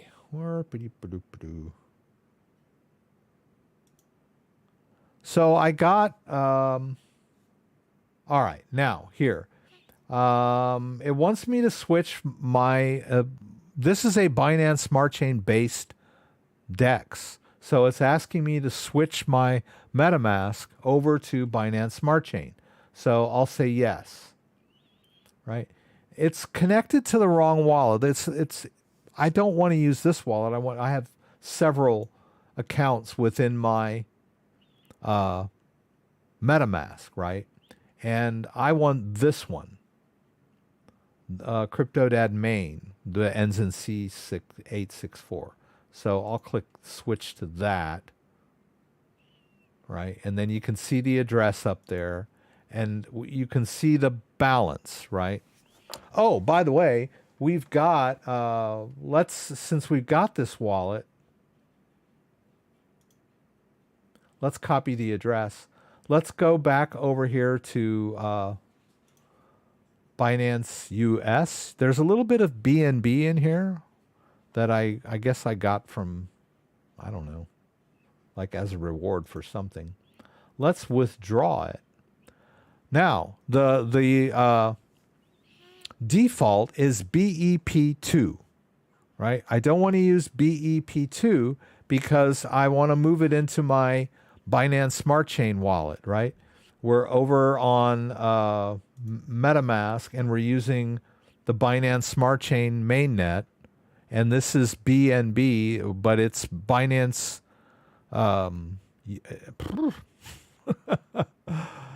Binance Smart Chain BNB, okay? So if I use the BEP2 network, I won't see it in that wallet. It'll go somewhere else. I don't know where it'll go.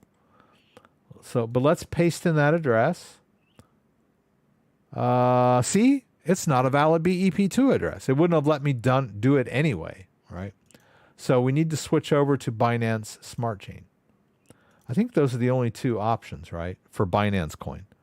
They used to have ERC20, which was dumb. It was who had Binance BNB in ERC20 format. All right, now we'll put that address in again. Now it's happy, right? Let's just withdraw it all. Now let's not withdraw. Let's do 1.6. Too many decimal points sometimes causes issues. Fairly small fee. It looks like a set fee. Let's see. Binance US. I hesitated. I probably could have done it if I'd have started typing right away, but I was pretty close. Okay. So I just let it cycle over. I'm talking about my Google code. All right. They're going to send me another email. This one? To confirm that withdrawal. Okay. All right. So I could have bought BNB, but it was already in there, right? But just notice that I withdrew it on the proper network, so it'll show up in this wallet. So we should see it come into this wallet shortly.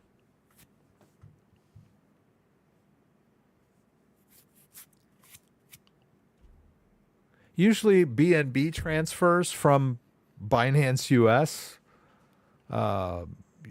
go pretty quick.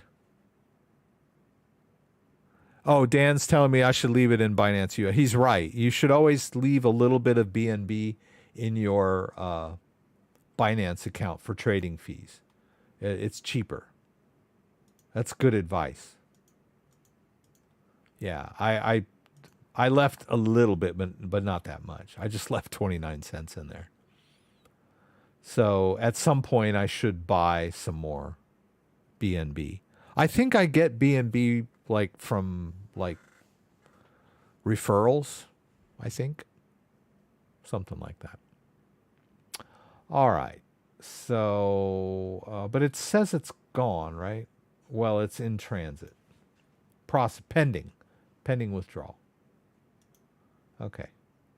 Let's go back over here. Okay, there. It's already showing up in the wallet, right? So 0.2 BNB.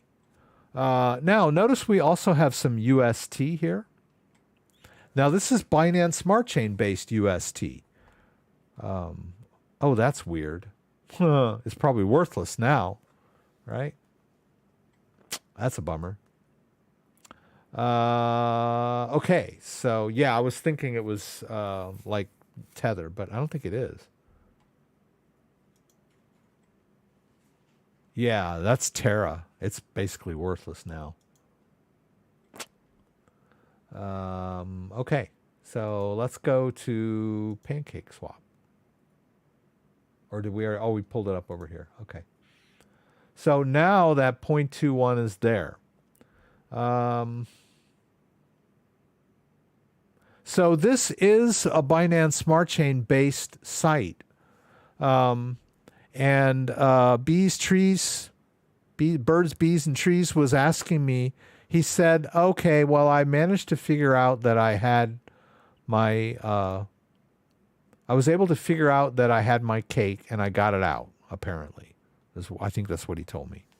And now he said he's trying to figure out how to get it over to Splinterlands.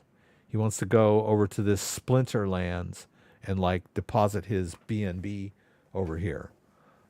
I can't figure out how to actually make deposits over here.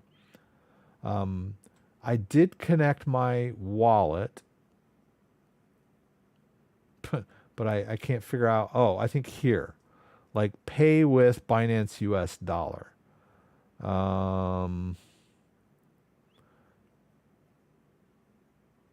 But I don't see like when I do that. Okay, so there it says that's like ERC20. Whoops, that's not what I wanted to do. It's not going to work because there's not enough. I don't think it's. Okay, there. It says BEP20, right? Wants me to be on BEP20. I don't have $10 worth of Binance US dollar in that wallet. So it should. Oh, it's waiting for transaction approval. Okay. Well, that's weird. Oh, I think I got the wrong wallet. No, it's the same wallet. It just didn't come up. It didn't like launch my MetaMask and do that properly. Did not work. All right, let's close this. Let's try it over here. Oh boy, here we go. It's not gonna come up for me. Let's close this. Yeah, I got this problem here again. Oh, okay, there. Whew. I was like, well, man, what happened? Right, so it's still not asking me to. Yeah, see, this is messed up.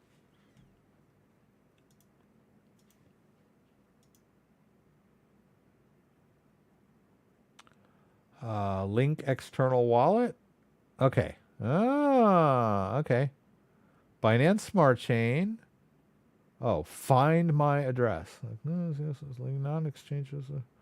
I think that's if I wanted to make withdrawals, right? I don't know. This site is really funky. Shop. Okay. Oh, here. Crypto. We're back to this again. Okay. Well, the first time I did this, it asked me to connect my wallet, which I did, but I don't see anywhere where I can verify that. Verification? Profile? Settings? Okay.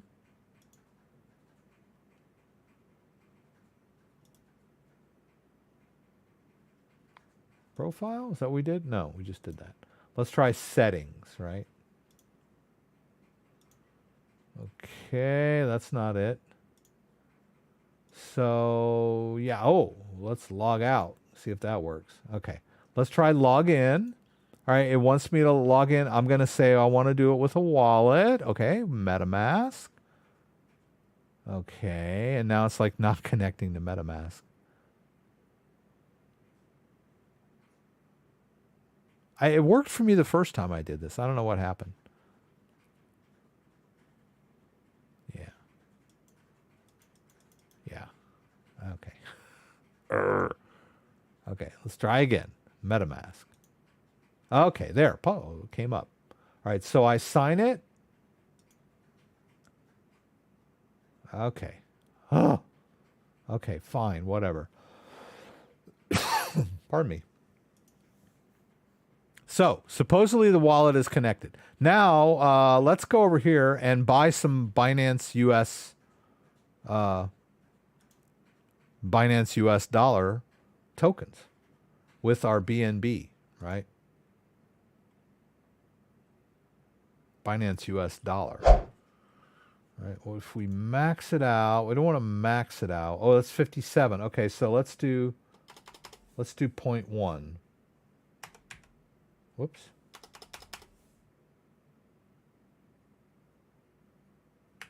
Okay.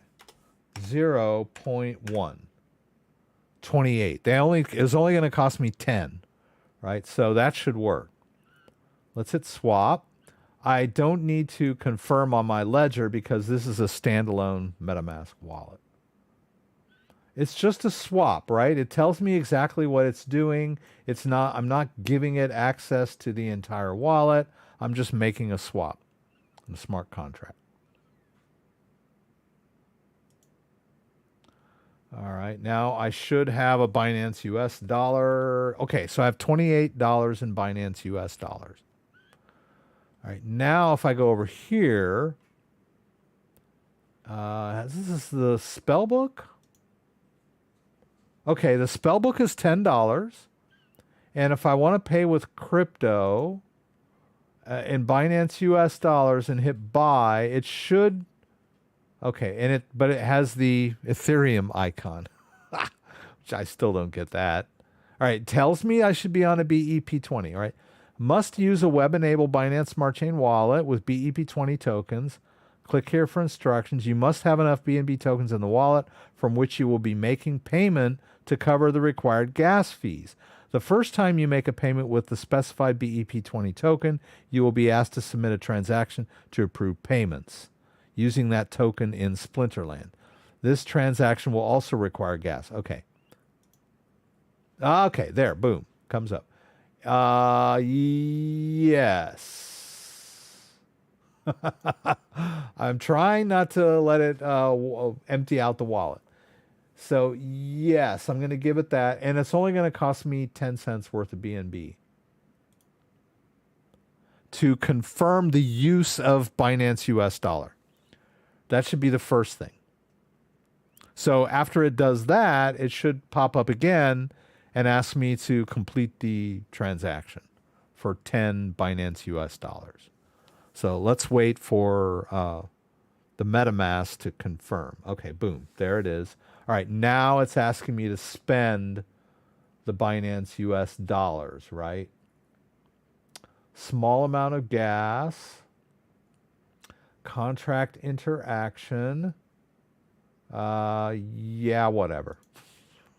Let's throw caution to the wind. Is it going to let me buy this spell book? I don't know. Maybe.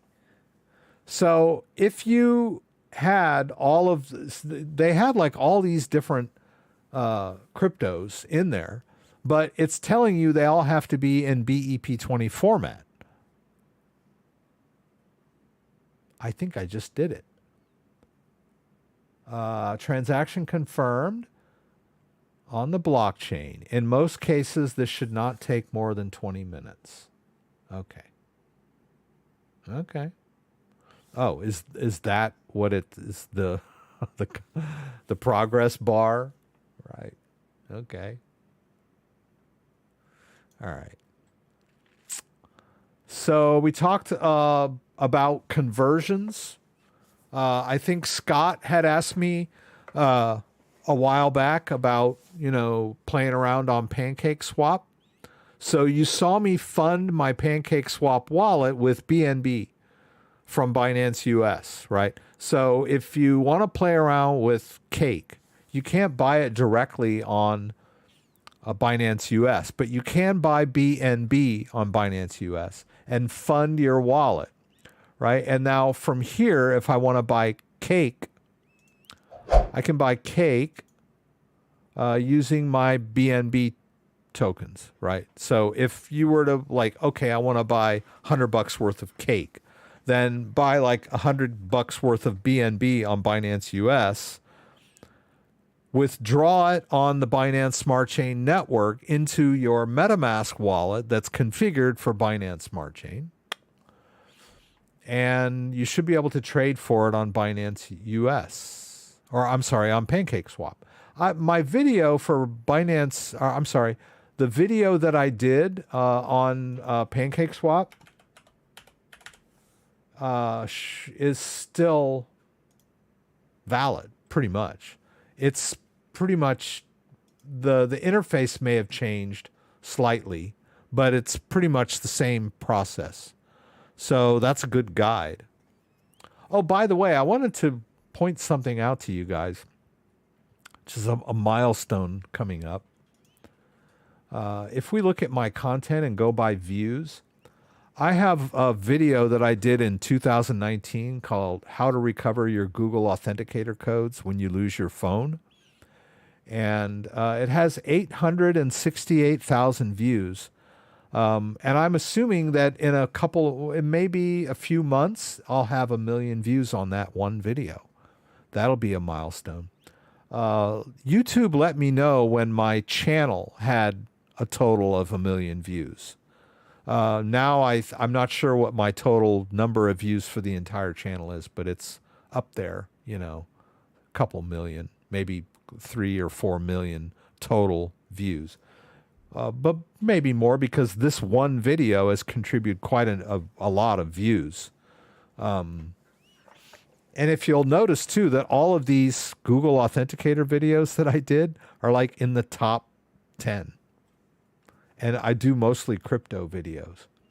But creating a Google Authenticator video is extremely painstaking and tedious because I have to be really careful about revealing my QR codes and my personal information. So I'll record the video, and that doesn't take that long in real time, but then I'll spend like hours going through the video and blurring out the stuff I don't want people to see. So it's really painstaking to create a Google Authenticator video because I spend a lot of time blurring stuff.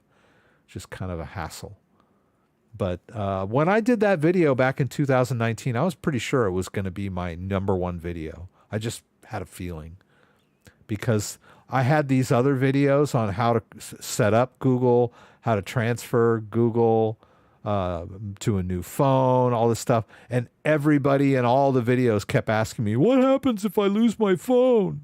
They were always like, what if I don't have my old code? What if I lost my phone? So I'm like, okay, I'm going to do a video on what to do when you lose your phone. And there it is. Okay, so, 11 million views. Wow, thank you, Sergio. Appreciate that.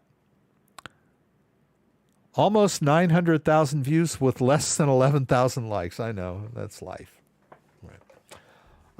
Okay, so we did a lot of kind of some weird stuff tonight. Maybe a little esoteric, but I did do some basic purchase and transfer stuff. You saw me do a convert. Let's see, was there anything else that I missed talking about that I wanted to... We went through the news. We talked about the MetaMask update. And the Ledger Live ADA token price APIs being whacked out. I didn't talk too much about staking. Maybe I'll do that next week. So, but anyway, guys, thanks for joining me tonight. I had a good time. It's still light here in Michigan. It's nice and sunny outside still. And it's 8:00. Oh, well, it's like light till like 9:30. Right. So I guess that's it, right? Usually at this time, people are just diving in and asking all kinds of crazy questions. I can buy cake on Binance Australia and send it to MetaMask and stake on Pancake Swap, no problem. Yes, that's right. Binance proper will allow you to buy cake, native cake, and you can withdraw it directly. You can purchase it and withdraw it directly on Binance, but not Binance US. I don't know why. And I don't think you can buy cake really anywhere. You could probably get it on KuCoin. Yeah, you can buy it on KuCoin. KuCoin, and then when you withdraw it, you can use... it's like Binance Smart Chain. That's your only choice. But the only way to make purchases on KuCoin is to connect your credit card, or you can just deposit crypto from somewhere else, which is how I've always used it that way. So you don't need KYC on KuCoin. You don't need, all you need is an email and password. They may have limits, like if you don't have like a verified account, you may have like daily trading limits or daily withdrawal limits. But I've never run into those because I don't deal in hundreds of thousands. I just deal in like maybe $1,000 in crypto at the most. But KuCoin's a pretty good site. I've used it quite a bit, done a lot of trading on it. It's reliable. You know, when I deposit my Bitcoin, it shows up. I make my trade, and then I withdraw whatever coin I've swapped for, and that's also reliable and fast. So I have nothing bad to say about KuCoin. FTX held my purchase for quite a while. I'm a little upset about that, but apparently they're the ones taking over the crypto world. I don't know. I kind of feel like they're kind of trying to take over the space, right? I don't know who's behind it. It seems like big money behind FTX, right? I don't know what's going on with Coinbase, but you know, a lot of people are bagging on Coinbase lately. I don't know why. It's like it's always been a good, reliable exchange, and it's been around for a long time. Anyway, always be flexible, right? I have multiple exchanges that I can play around with. I have multiple wallets. I'm trying to be careful with my crypto. I'm kind of slapdash on the live stream with my fees and moving stuff around. I would assume you can use KuCoin with a VPN. I don't need to use a VPN to use KuCoin, but maybe in New York they might block you, but I don't know. I don't think so. I don't know. I don't live in New York, but I know New York is kind of a hassle. Like, you know, but I know in New York you should be able to use Gemini. And I think Coinbase is, for a long time, I don't think you could use Coinbase in New York. I don't know. Scott, I think, was telling me you couldn't use Coinbase in Hawaii either. The Coinbase crypto Visa card, I haven't really used much. If you take advantage of it, I think you can. It's pretty good. You know, if you you buy crypto and use it on the card, I think you can earn pretty good interest. I haven't really taken advantage of it. I probably should. I have one, but I don't ever use it. I use my crypto.com card much more. It's the same thing. You can buy crypto and load up your card and make purchases. Right. But I think with the Coinbase card, you can load your card with Bitcoin and earn interest on the Bitcoin. And then when you spend it, it auto converts it right into cash for you. At least I think that's how it was working. They may have not been able to do that. You're in KuCoin now and you can't deposit Lunk. Okay. Let's see. Let's go to Lunk. Lunk. Deposit. Luna Network. You need an address. I can make a deposit in Luna Classic. Let's see here. Let's go over to this wallet.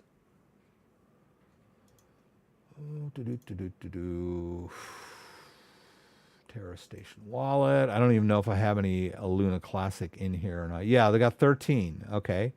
So let's go back here. Let's get the address.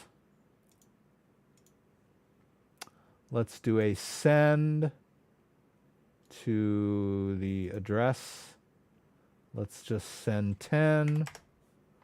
The memo is here.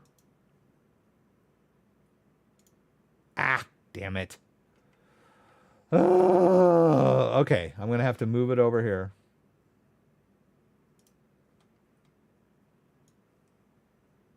Okay.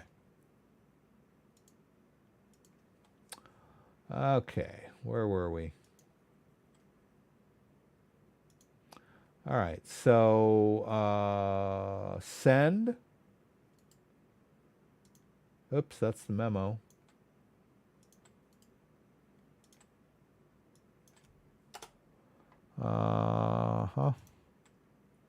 There's the address. There's 10. Submit. I've got to open up my ledger because that's a ledger-based wallet.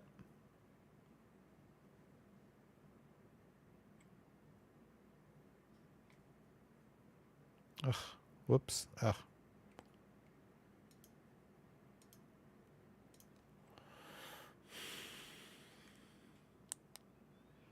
Got to be in the Luna app. God, I haven't used this thing in forever. Okay. The Terra app.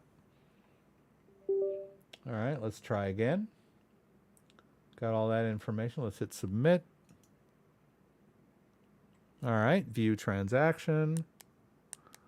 Send 10 Luna. Make sure you put that memo field in there. Off it goes.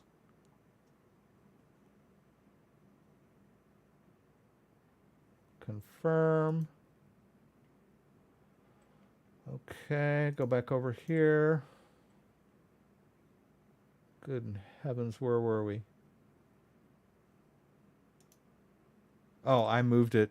Yeah, I moved it over to the other monitor. Withdraw. Nothing lately, so it should come in soon.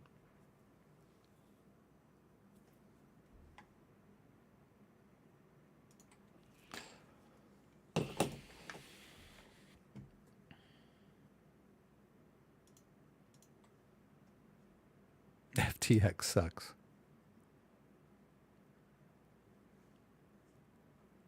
Okay, I'm in KuCoin now. Oh, by the way, can't deposit Lunk on ETH network. Oh yeah. Bumsky. How in the heck did you end up with Luna Classic in Ethereum format? That's bizarre. Okay. Well, there is a thing called Luna Bridge. Whoops, over here. Now that I don't have any Luna left.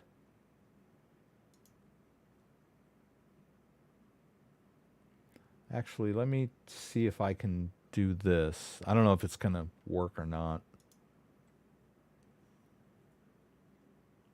Okay. I want to burn.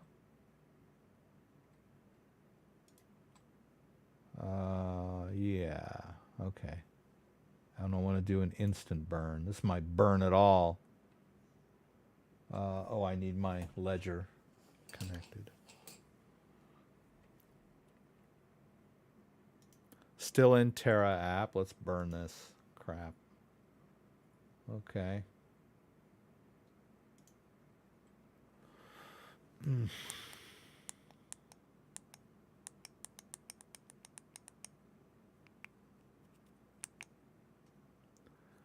I'm surprised I had any UST in there to pay for this. Said it worked.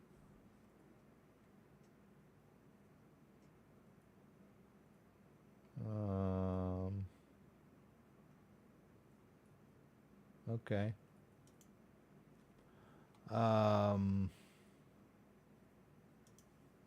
Oh, I need to go over here.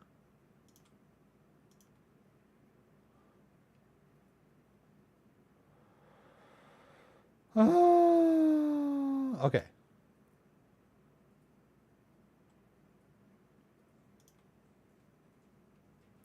Yeah, so now it's probably going to tell me I don't have any Luna in here. Oh, because I'm on Terra 2.0, right? The only place I can see it is going to be over here.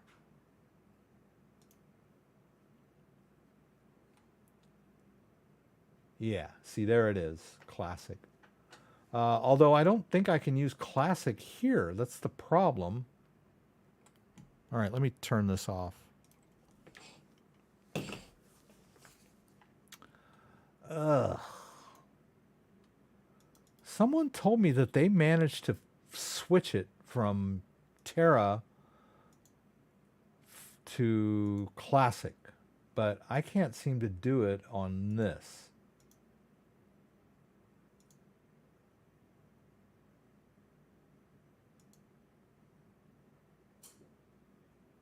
Yeah, I played around with it and played around with it. I couldn't make it happen. Which kind of sucks because this is where the bridge is, right? If it's there. Let me see if I can figure it out here.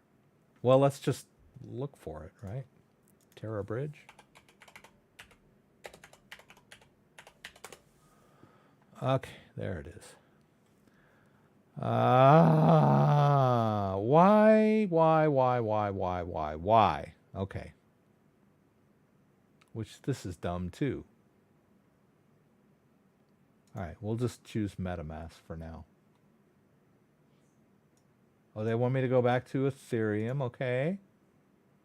All right. Now, I want to switch from... Well, this is the ERC20 one, right? So if your MetaMask wallet has your ERC20 based Terra in there, which there is none. Actually, I thought there was a little bit in that wallet, but that's Binance Smart Chain. Let's see. They don't even have Binance Smart Chain anymore. Oops. Oh, all right. So if you had Luna Classic, this bridge is version 2. If you want to use bridge with Terra Classic, please visit Classic Bridge Terra Money. Okay, so we want to go the other way, right? Oh, okay. All right, that one. Okay. Now, the weird thing was that there was UST in there, but it was Binance Smart Chain based. Oh, here. Now it wants to use this wallet. Okay. All right. But your problem is that you have ERC20 Terra, right?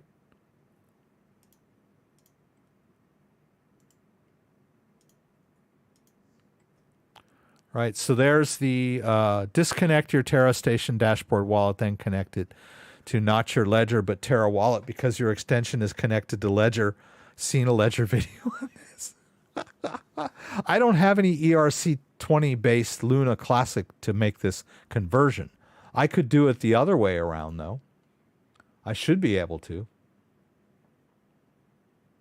Actually, at the moment, I have regular Luna, right?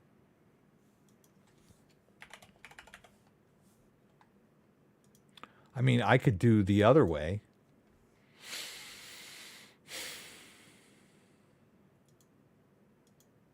Oh, what a hassle. Okay. Okay. So it's not seeing that. Okay. All right. So what did you just say? Disconnect your Terra Station dashboard wallet. Okay. Where are you talking about that? I think I did, but let's go back to it anyway.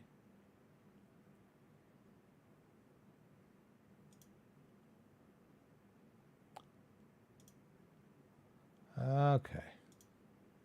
Okay. There. It's disconnected.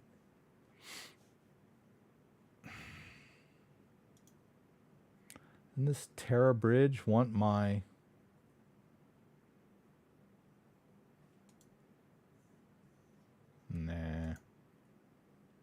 Oh, I see. Connect wallet. Ah, to the extension. Okay.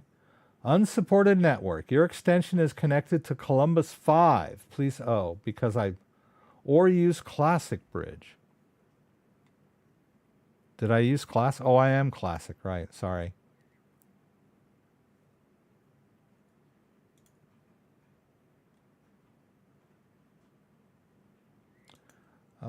And I need to verify this on the... Oh, it showed up. Uh-huh. Yeah, see, it's all available. If I wanted to switch it to Ethereum. But we want to go the other way, right? You want to go the other way. So, in order to... the destination address would be... for me, would be this.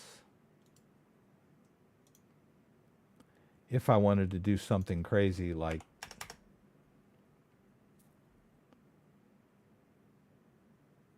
wormhole fee estimated 65,800. I think that's the problem. Is that the Luna Classic fees are just astronomical because Luna Classic is worthless.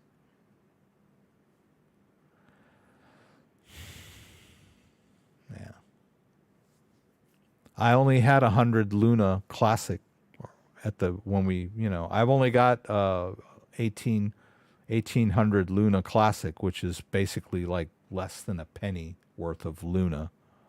So there's not much I can do with that. I don't know how much Luna Classic you have Ethereum based. I don't know if you bought it after the crash and you have like, $5,000 worth of Luna Classic in ERC20 format. You should be able to move it using this bridge, from the opposite way that I'm doing it. I would think. I forget why you're trying to do this. Why? Because you're trying to stake it or move it or sell it or, you're trying to deposit it. You're trying to convert it. I forget. I don't know. You're trying to make it new because you have the extension wells. It will pick up on it. Okay. Okay, so I don't know if that helped you or not, Jim. I hope it did. But for me, I don't have enough Luna Classic to pay the fees for this conversion. The wormhole fee. 65,000 Luna Classic. This is my gas fee. Wow. It's crazy. Yeah. But I'm assuming if you already have it in ERC20 format that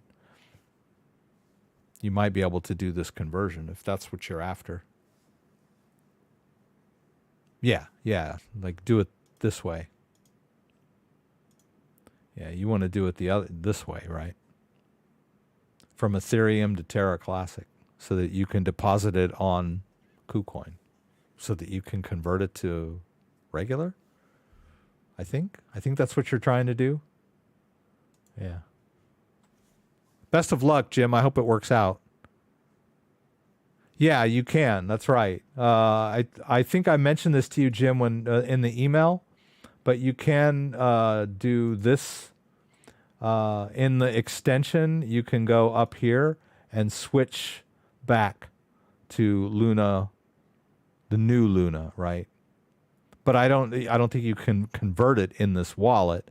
But once you if you managed to get it onto KuCoin and make that withdrawal, I believe you can withdraw it back to regular Luna, if I'm not mistaken. I could be wrong. Or you can swap it for new Luna. I don't know for sure. I kind of gave up on Luna, to be perfectly honest with you. Oh, that Luna came in.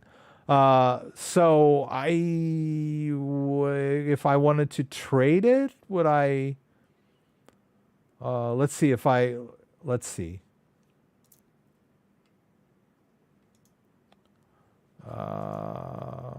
Yeah. So I guess what I would, if you did it here, if you got it on here, you could,